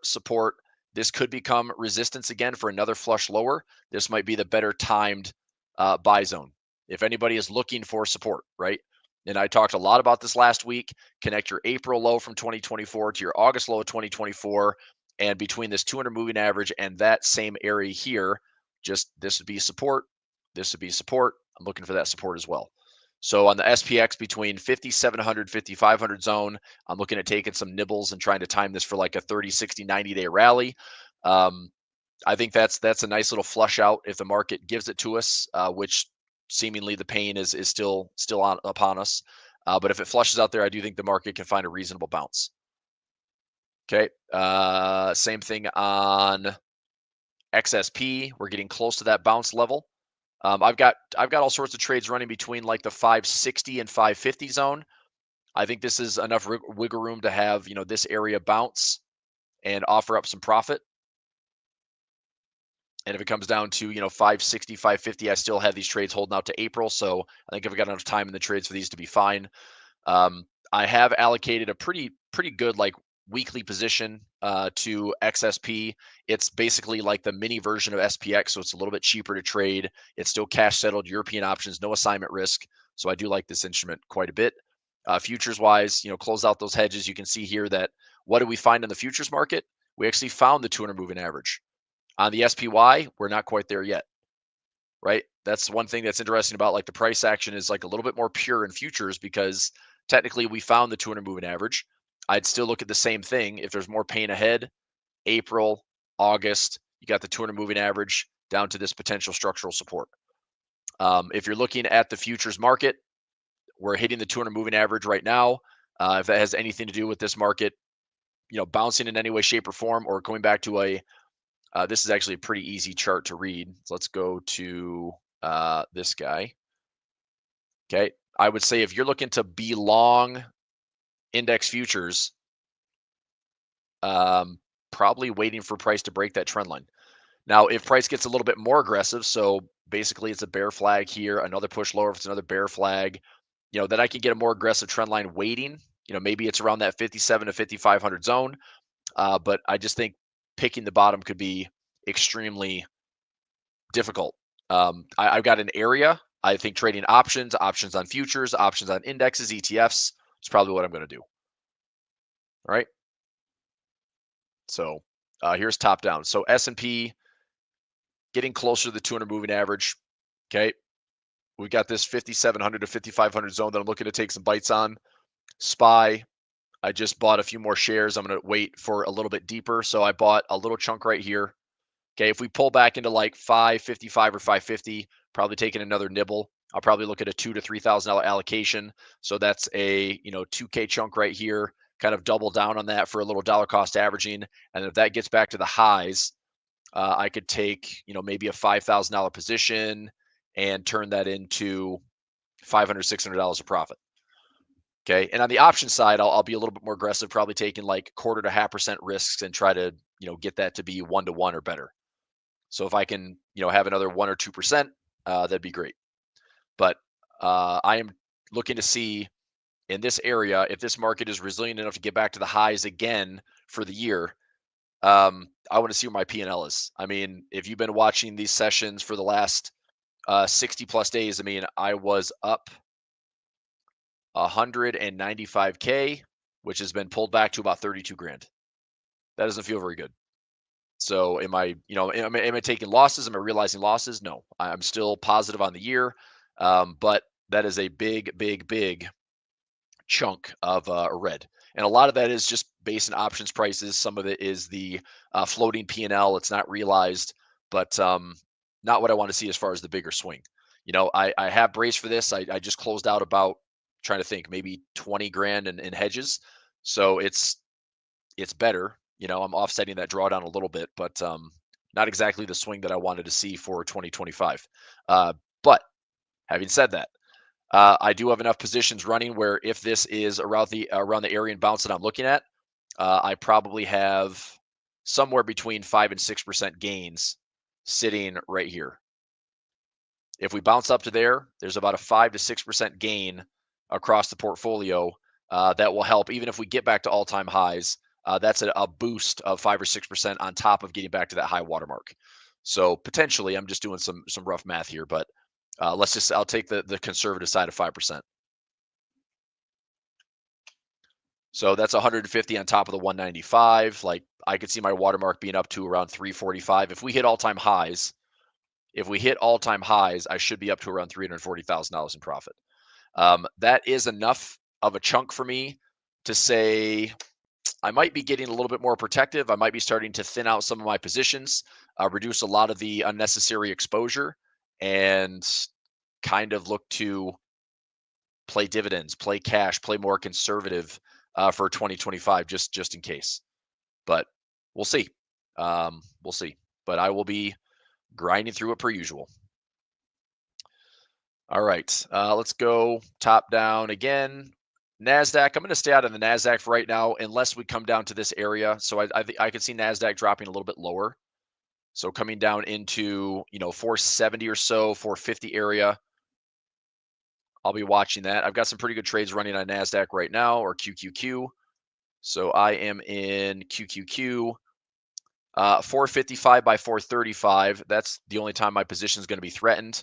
This is a 450 level. So we'd have to break this January low and April low and August low. We have to break that structure. We'd have about a 15% correction from these highs. Yeah, I mean, I'm giving myself plenty of margin for error. The nice part is I'm in a profit scenario right now where this 519 by 520 is going to be it's into April, but this is a $100 profit trap per contract. I also put in another trade here on the QQQ. This one, the 535 by 530 by 490 by 430. That was out 73 days.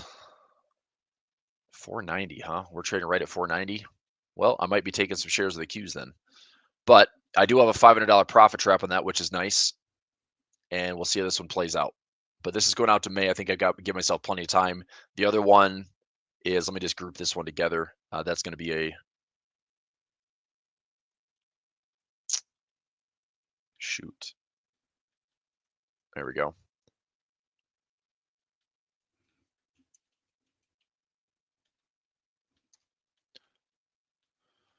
Okay, so that's a 111 trade. This one, the 520, 519, 455, 435. Same thing here. And interesting. I have this little low long. Oh, it's a sell put. Never mind. I was like, I thought that was a hedge. But this trade is up $310. All right, I might just close that out. That's essentially a leap. It's up $300. Max profits 563. That's over 50%. Might just close that one out. This is a 111 right there.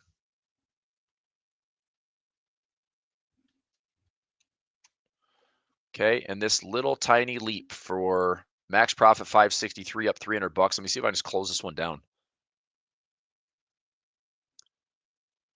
So it's up about 50% right now. Pulled in 563 and trading for 258. So 563 minus 256 or so. I'm up $300.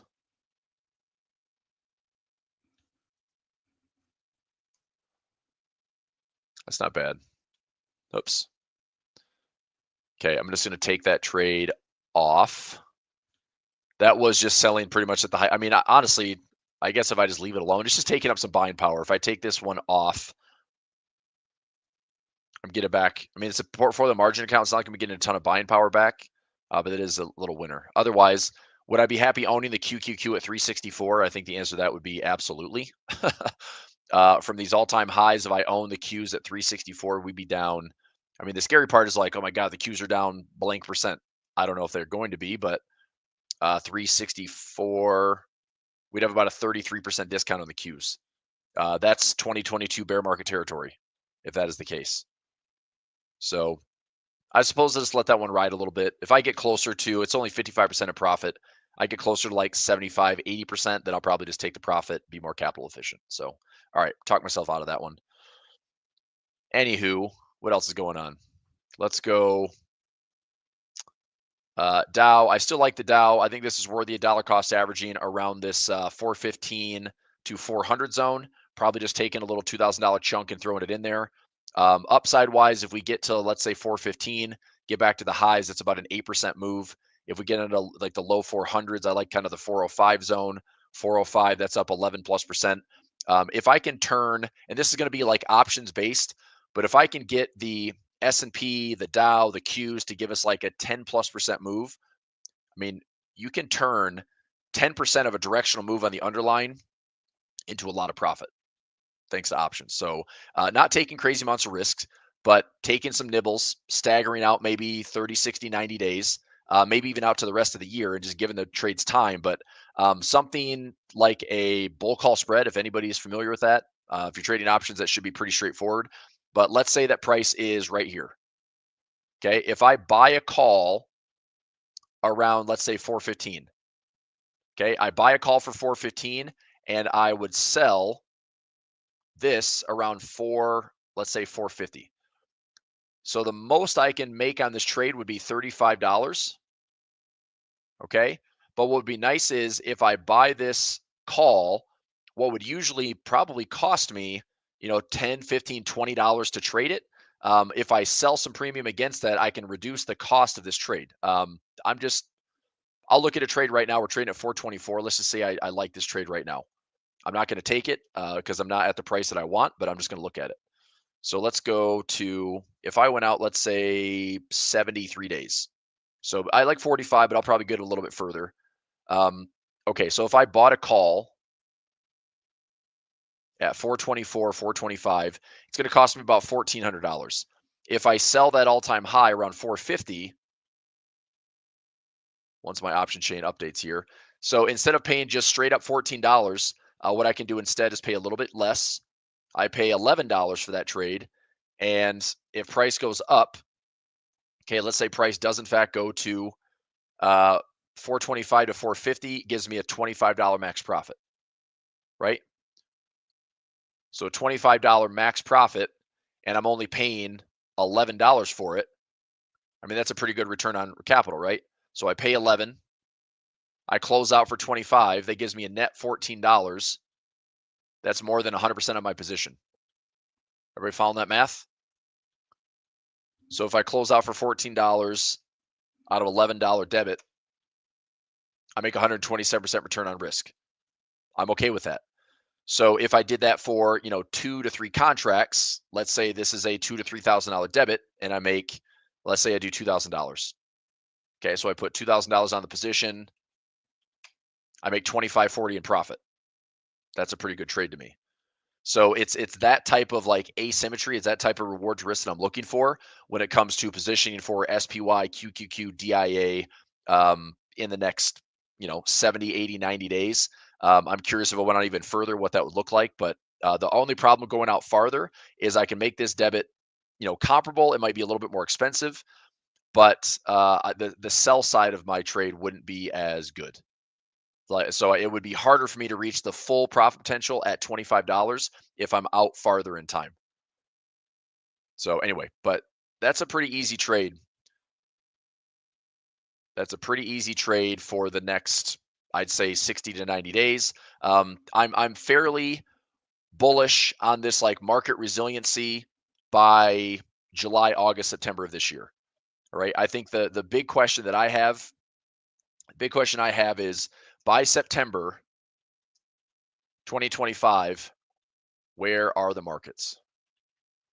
Right? Because if Q4 is bullish, we should celebrate.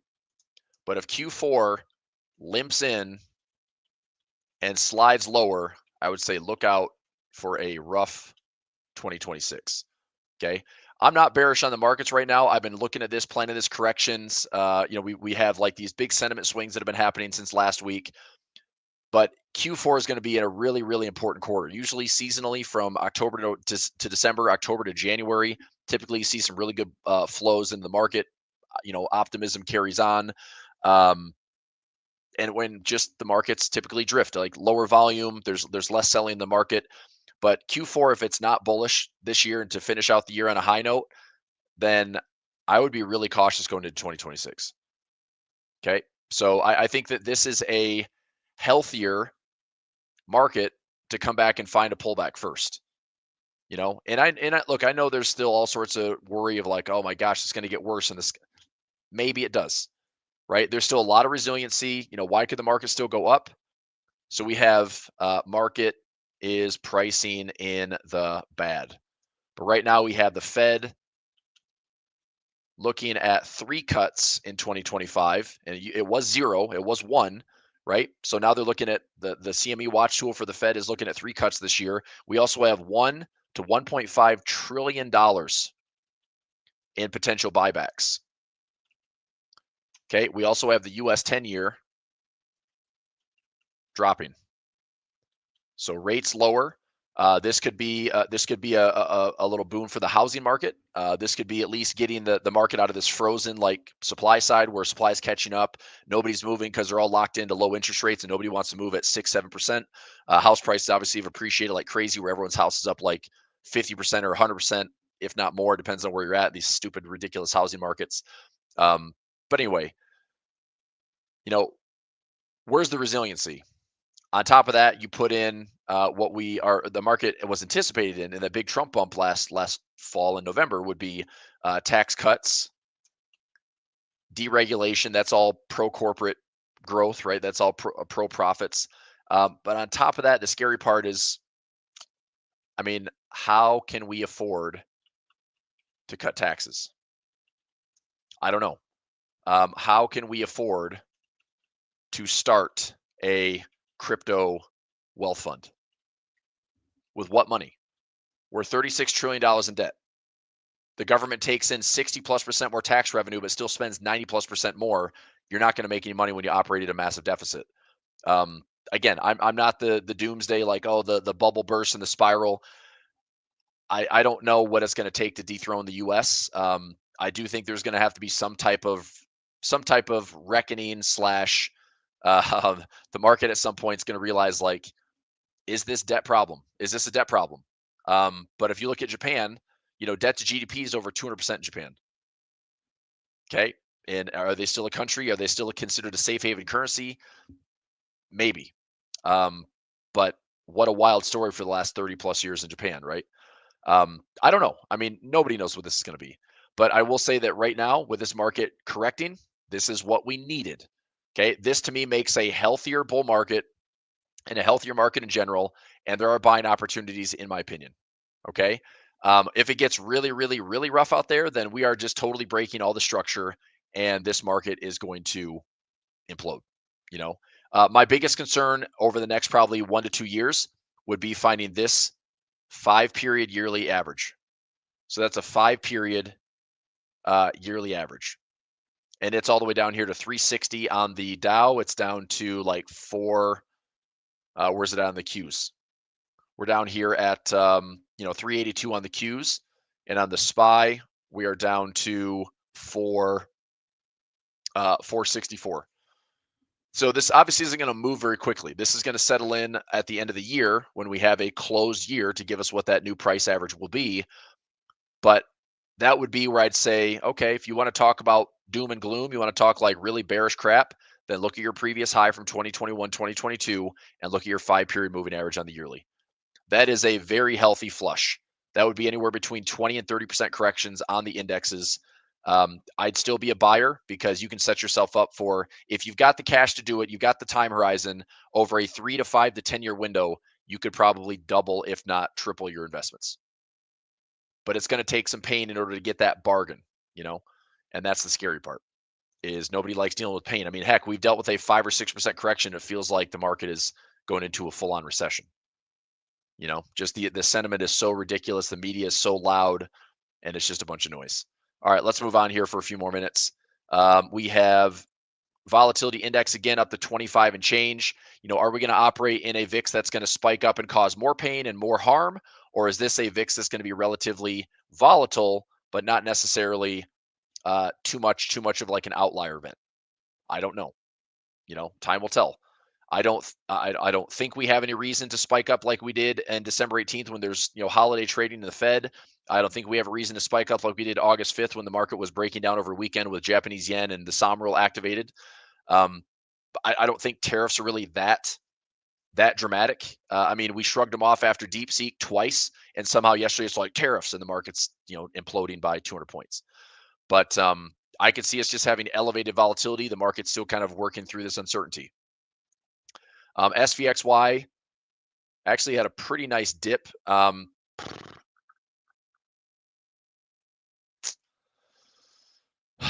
This is somewhat attractive. This was the drop from July to August. I'll hold off a little bit because I think if there's some more pain ahead, this could be an easy trade to get back. I could go long SVXY and try to turn this into, I don't know, I might take maybe a 500 share position and 500 shares, try to get, I don't know, $3, $4, $5 a share, make a couple bucks on that. I will keep a close eye on this one to maybe buy a dip. And that's ultimately, it's a way to kind of fade volatility, but I don't think volatility is done yet. Dollar index, that's a big 2-day reversal right there. We came all the way down to that 106 handle, lows in the 105.90 zone. I think this is still a pretty strong support level. I'm not necessarily buying the dollar. I'd like to see the dollar try to bottom out here if it's going to, and maybe look long. I don't think anyone should complain if the dollar does this. If the dollar just drops and keeps dropping, that keeps the 10-year dropping lower. That's probably the necessary correction that needs to happen. I'd love to see the 10-year drop as much as possible. But dollar index, I would say if you're looking to base this thing, I'm going to ignore that little gap weekend and just connect the dots right here. I think that's more of a steady, there's resistance, that's an outlier, resistance there, resistance there. So if you're looking to get long the dollar or respective currency pairs that are favoring dollar longs, looking to see how it plays out, I think we could have a range on the dollar. So, but I'm hoping if there's more sliding to the dollar side, then I'd like to see the US 10-year drop lower too. Okay, oil, oh baby, we are down into some lows here. That's interesting. I don't think I'm going to, I don't know. I want to take a little stab at oil here, but I could also be playing with fire. I think I'm just going to stay out of it. Just going to stay out of it. Let me check one thing really quickly. This trade for SPX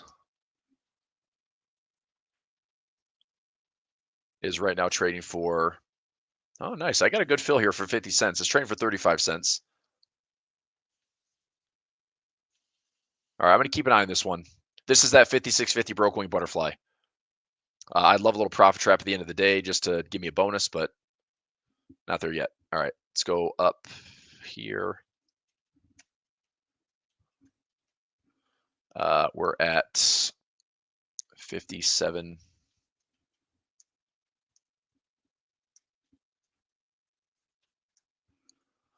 Okay, and that was a 56.55 put.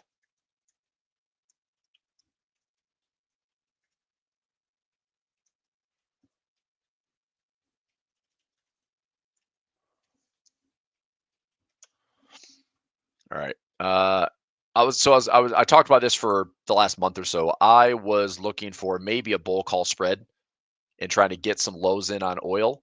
But I don't really feel like calling this bottom. If we have, I don't know, if we have struggles ahead, I don't know. I think oil is just crazy amounts of trading. I think oil could break this floor. If it breaks the floor, who knows where it stops. We stop at 60 bucks. It's arbitrary. We've got some support and resistance in here around the 50 handle. I mean, it's just been leaning lower, pushing lower, testing lower. If it breaks below $62, I think there's room to drop down to the low 50s. So I'm just going to stay the heck out of oil for right now. Gold, 29.06. Gold caught a pretty nice bid here the last couple of days. I still don't think it's pulled back enough. I'm waiting to see if we can pull back to at least a 21 moving average or this previous all-time high. This obviously has a pretty nice bar count as well. I'd love to see gold pulling back into the 100 to 200 moving average window before I start to establish more longs. Silver's hanging in there. Got some 111 trades and some credit spreads. Bitcoin, pretty volatile. We had the crypto summit over the weekend. Everyone got all amped up and excited. It's faded hard. Look, this is a pretty simple trend line. If Bitcoin can base, okay, I'd say a really key level in Bitcoin is that we don't do too much damage below 74K. If we look left, I mean, 60 grand is really strong support. If you look at all this election chop, this pre-election chop in here, but between 75,000 and let's say 60,000, if this level at 91 broke, which it did, and we're obviously spending some time below that, but between 75 and 60K, we want to see some pretty strong interest coming back into the markets. Again, good upside potential, but you're going to have to see the stock market rip higher in order for Bitcoin to go with it. I don't think there's any way possible that Bitcoin just operates with bullishness without having everything else go bullish as well. And the same thing is true if the market is down, Bitcoin's not going to be doing well either. It's a lot of liquidity and flows and risk appetite priced in Bitcoin. Okay, MicroStrategy at 244. I'm just hanging in there right now. I could probably close out some of my call side. I've got a sell call at 310 out to May, I believe. Right now, my call side is it's up. So it's maxed out around $6,100. It's up about 64%. I'm just going to let it run a little bit longer. When this gets up into maybe 85, 90%, it's more cost effective for me just to close it and reposition for it. My $200 put out to May is also protecting me for right now. So I just have a pretty wide collar trade on MicroStrategy. And this is another one that I think is going to be a critical spot. We shouldn't really do too much damage below $200. I think the biggest concern on MicroStrategy is that, and Michael Saylor, for as much as he's been praised, is going to be like the scapegoat for like how he ruined crypto. I don't know if that's the case. I don't know. That could be the scary thing. Is all this is doing is forcing people to buy MicroStrategy to have some type of extension, in crypto. I mean, if you own the QQQ, you have crypto exposure because MicroStrategy is now in the NASDAQ. So it's just made it really odd where like everyone that is in the markets now has exposure to crypto because you got a company like this that is basically like a, struggling tech company that is just all in maximalistic on Bitcoin. So I'm not looking to hang on to this any longer than I have to. If I can flip it into income, fantastic. I probably will not really want to touch MicroStrategy too much ever again. I'll keep my Bitcoin exposure, keep it down. We're trading at $200 here on Coinbase. Watching some levels here very closely. We'll see. Ethereum, no signs of anything positive yet. Japanese yen, fresh high. I closed out that Japanese yen futures position. There's my FXY making some fresh highs as well. Long shares are looking okay. The DAX, big high and then a big flop. So I still think this one has to pull back towards some type of dynamic moving averages. FTSE, same thing. Nice little evening star at the top. Argentina starting to flush down a little bit lower. I wouldn't mind scooping up some Argentina here around $75 or less. China fading a little bit off the highs, but still, anything goes. Brazil, oil prices are dropping. Brazil's going to drop with it. MAG's down to the 200 moving average. Potentially a good looking trade. I'm not going to call the bottom here on MAG 7. I think this is still a hard rotation out of MAG 7. Get that concentration down and rotate elsewhere.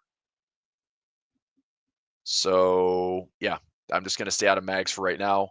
Apple still showing resiliency. Amazon, gaps lower, but let's see what it does. Watching this level closely. I got to put ratio spread on Amazon. Let me take a look at this one.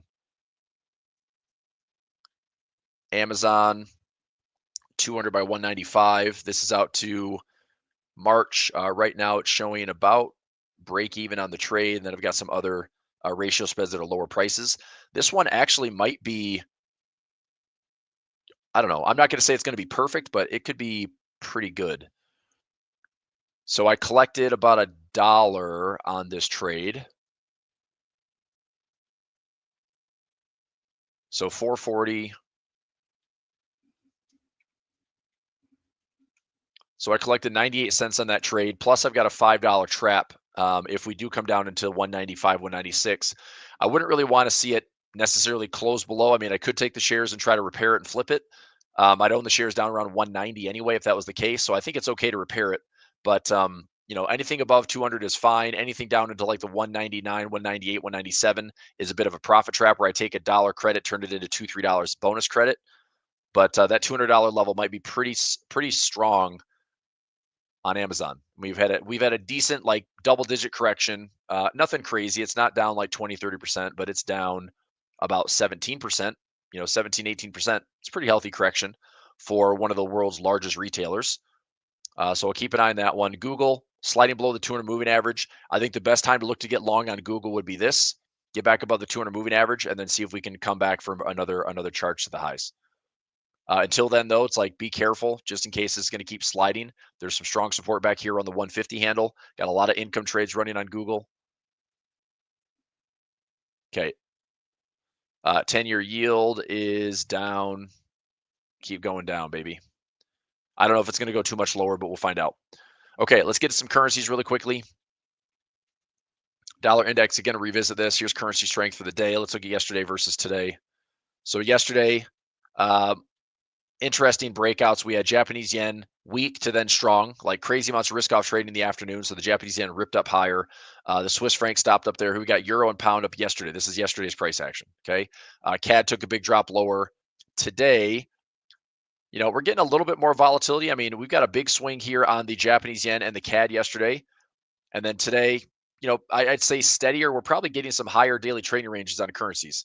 If anybody's in the Forex market day in, day out, you're probably noticing that intraday volatility might be increasing with some of these like risk-off flows. Japanese yen and Swiss on top today. So again, showing a bit of a safe haven risk-off flow and tone to the market. So just a quick spot check. Aussie CAD, I'm still holding long.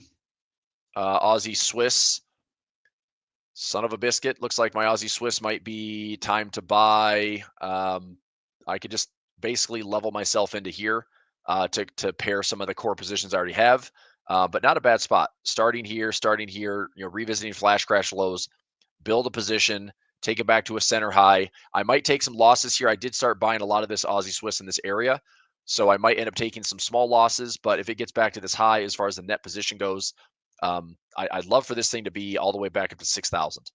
A double bottom measure move. This would be the center high. If we go low high and we break that higher, I'd measure that move up towards 6,000. Okay, it's not that the Aussie's so weak. It's mostly that the Swiss is strong because we're getting some safe haven flows. Aussie New Zealand's Okay, I'm going to hang in there for this one. Aussie dollar. I closed out of Aussie dollar when we hit the pocket level. I closed out here right around this previous support. So I grabbed 2 winners out of the Aussie dollar right there.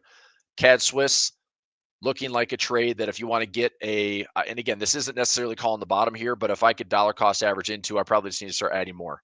So one position here, another position right at the low, and then wait for a price pattern to emerge, and then look at stacking up some buy stop levels and get this back to the center high.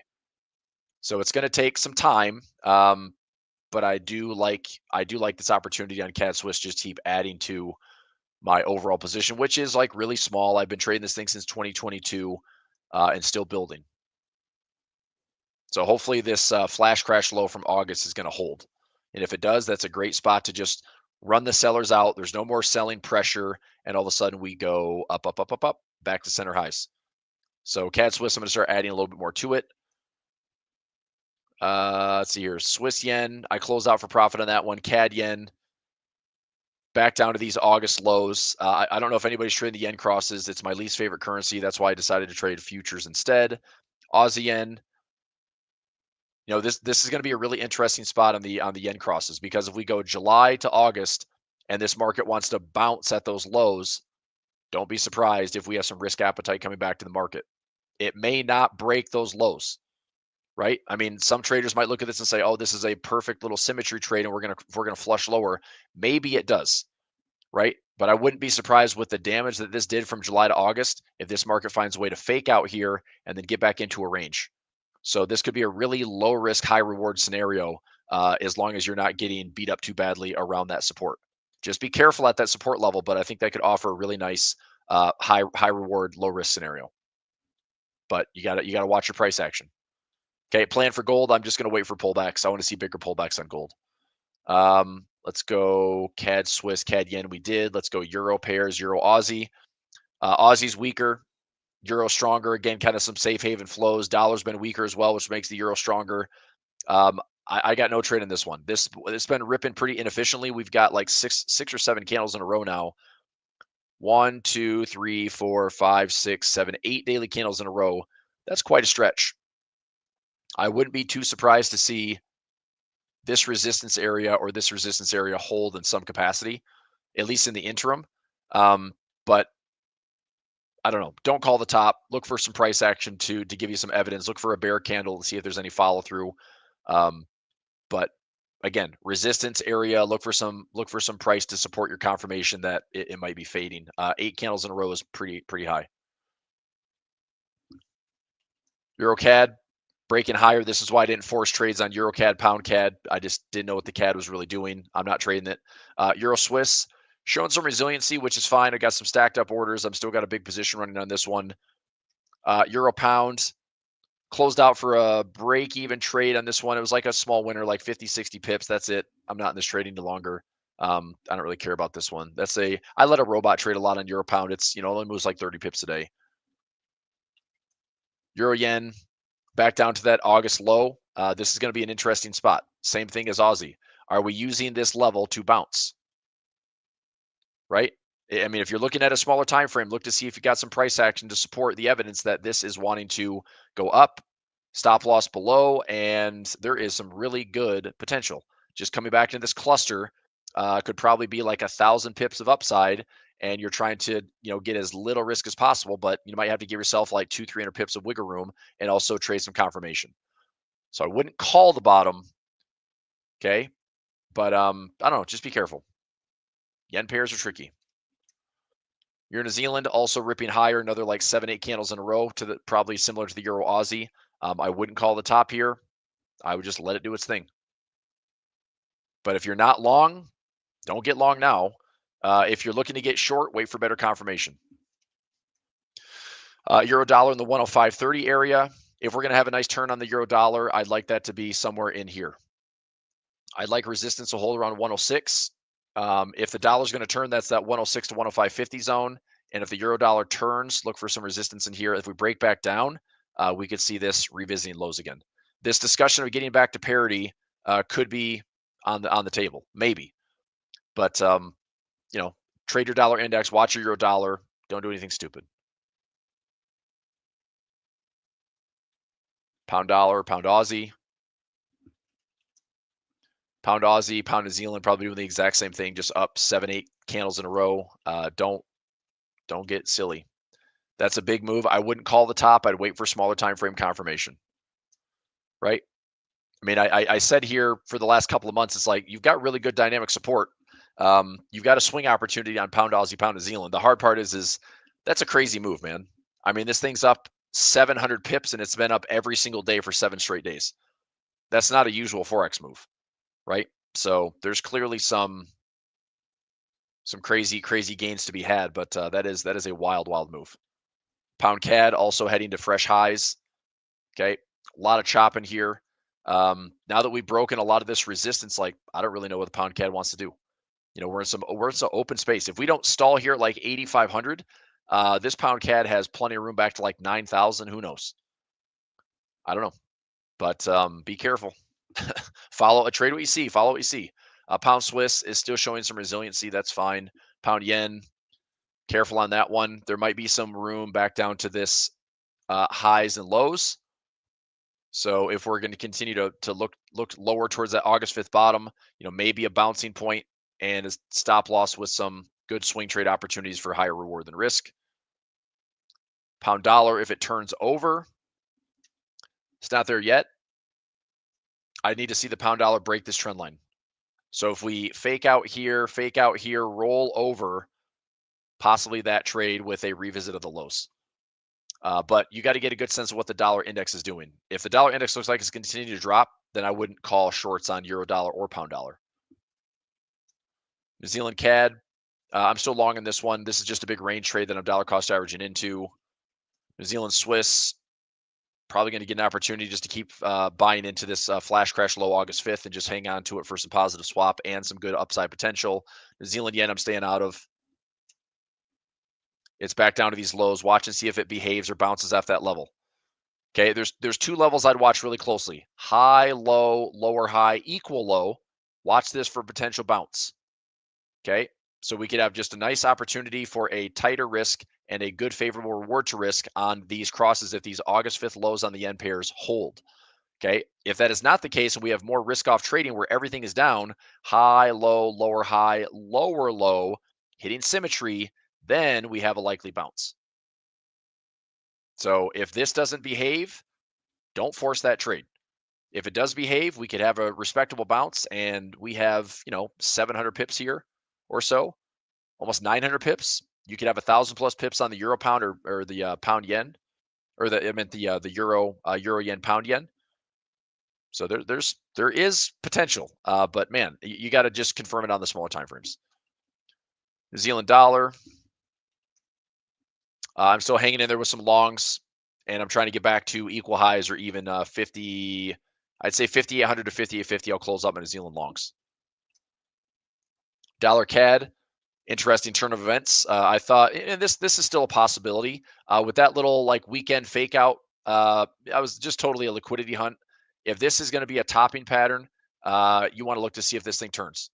If anybody's looking to short this on a swing trade, there's your opportunity, but don't force that sell trade. I think that stop loss could certainly be grabbed. I think with this tariff talk, the U.S. economy is probably in a better state than Canada.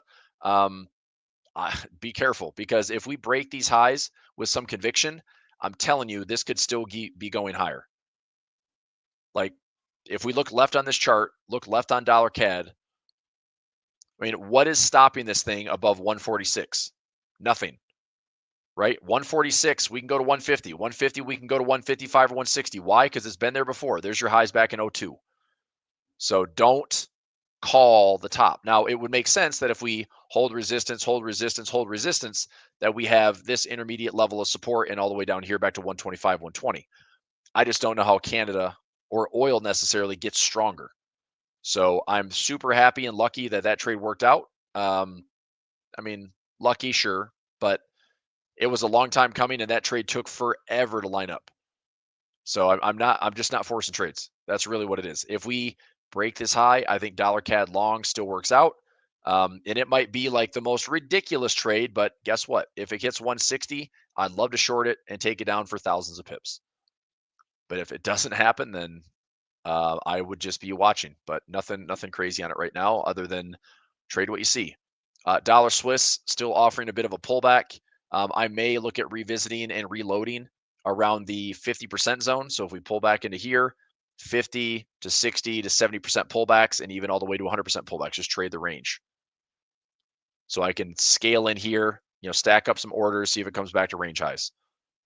Might turn out to be another opportunity. Okay, oil prices. Oil is testing the lows. I just don't think this is a spot to call the bottom. I think there's a reason, right? We could certainly hold that floor, but my biggest concern would be if we are going down, the last thing I want to do is be bullish on oil. Like literally the last thing I want to do is trade this thing like, oh, it's got to go up. If I traded oil up, it'd be a bull call spread, it'd be futures options, and it'd be defined risk. But I don't like this trade. I think oil is, we have made lower highs for the last year and a half. We have had equal lows for the last year and a half. And if this floor breaks, then there is room to drop. $55, $50, there's room to get down to those levels. So we shall see. But I don't want to call that bottom. I thought it was good. I don't like it. I'm just going to stay out of the way. Okay, so that covers all the currencies. I'll wrap it up there. Am I still long New Zealand dollar? Yes. Still long New Zealand dollar? Yes.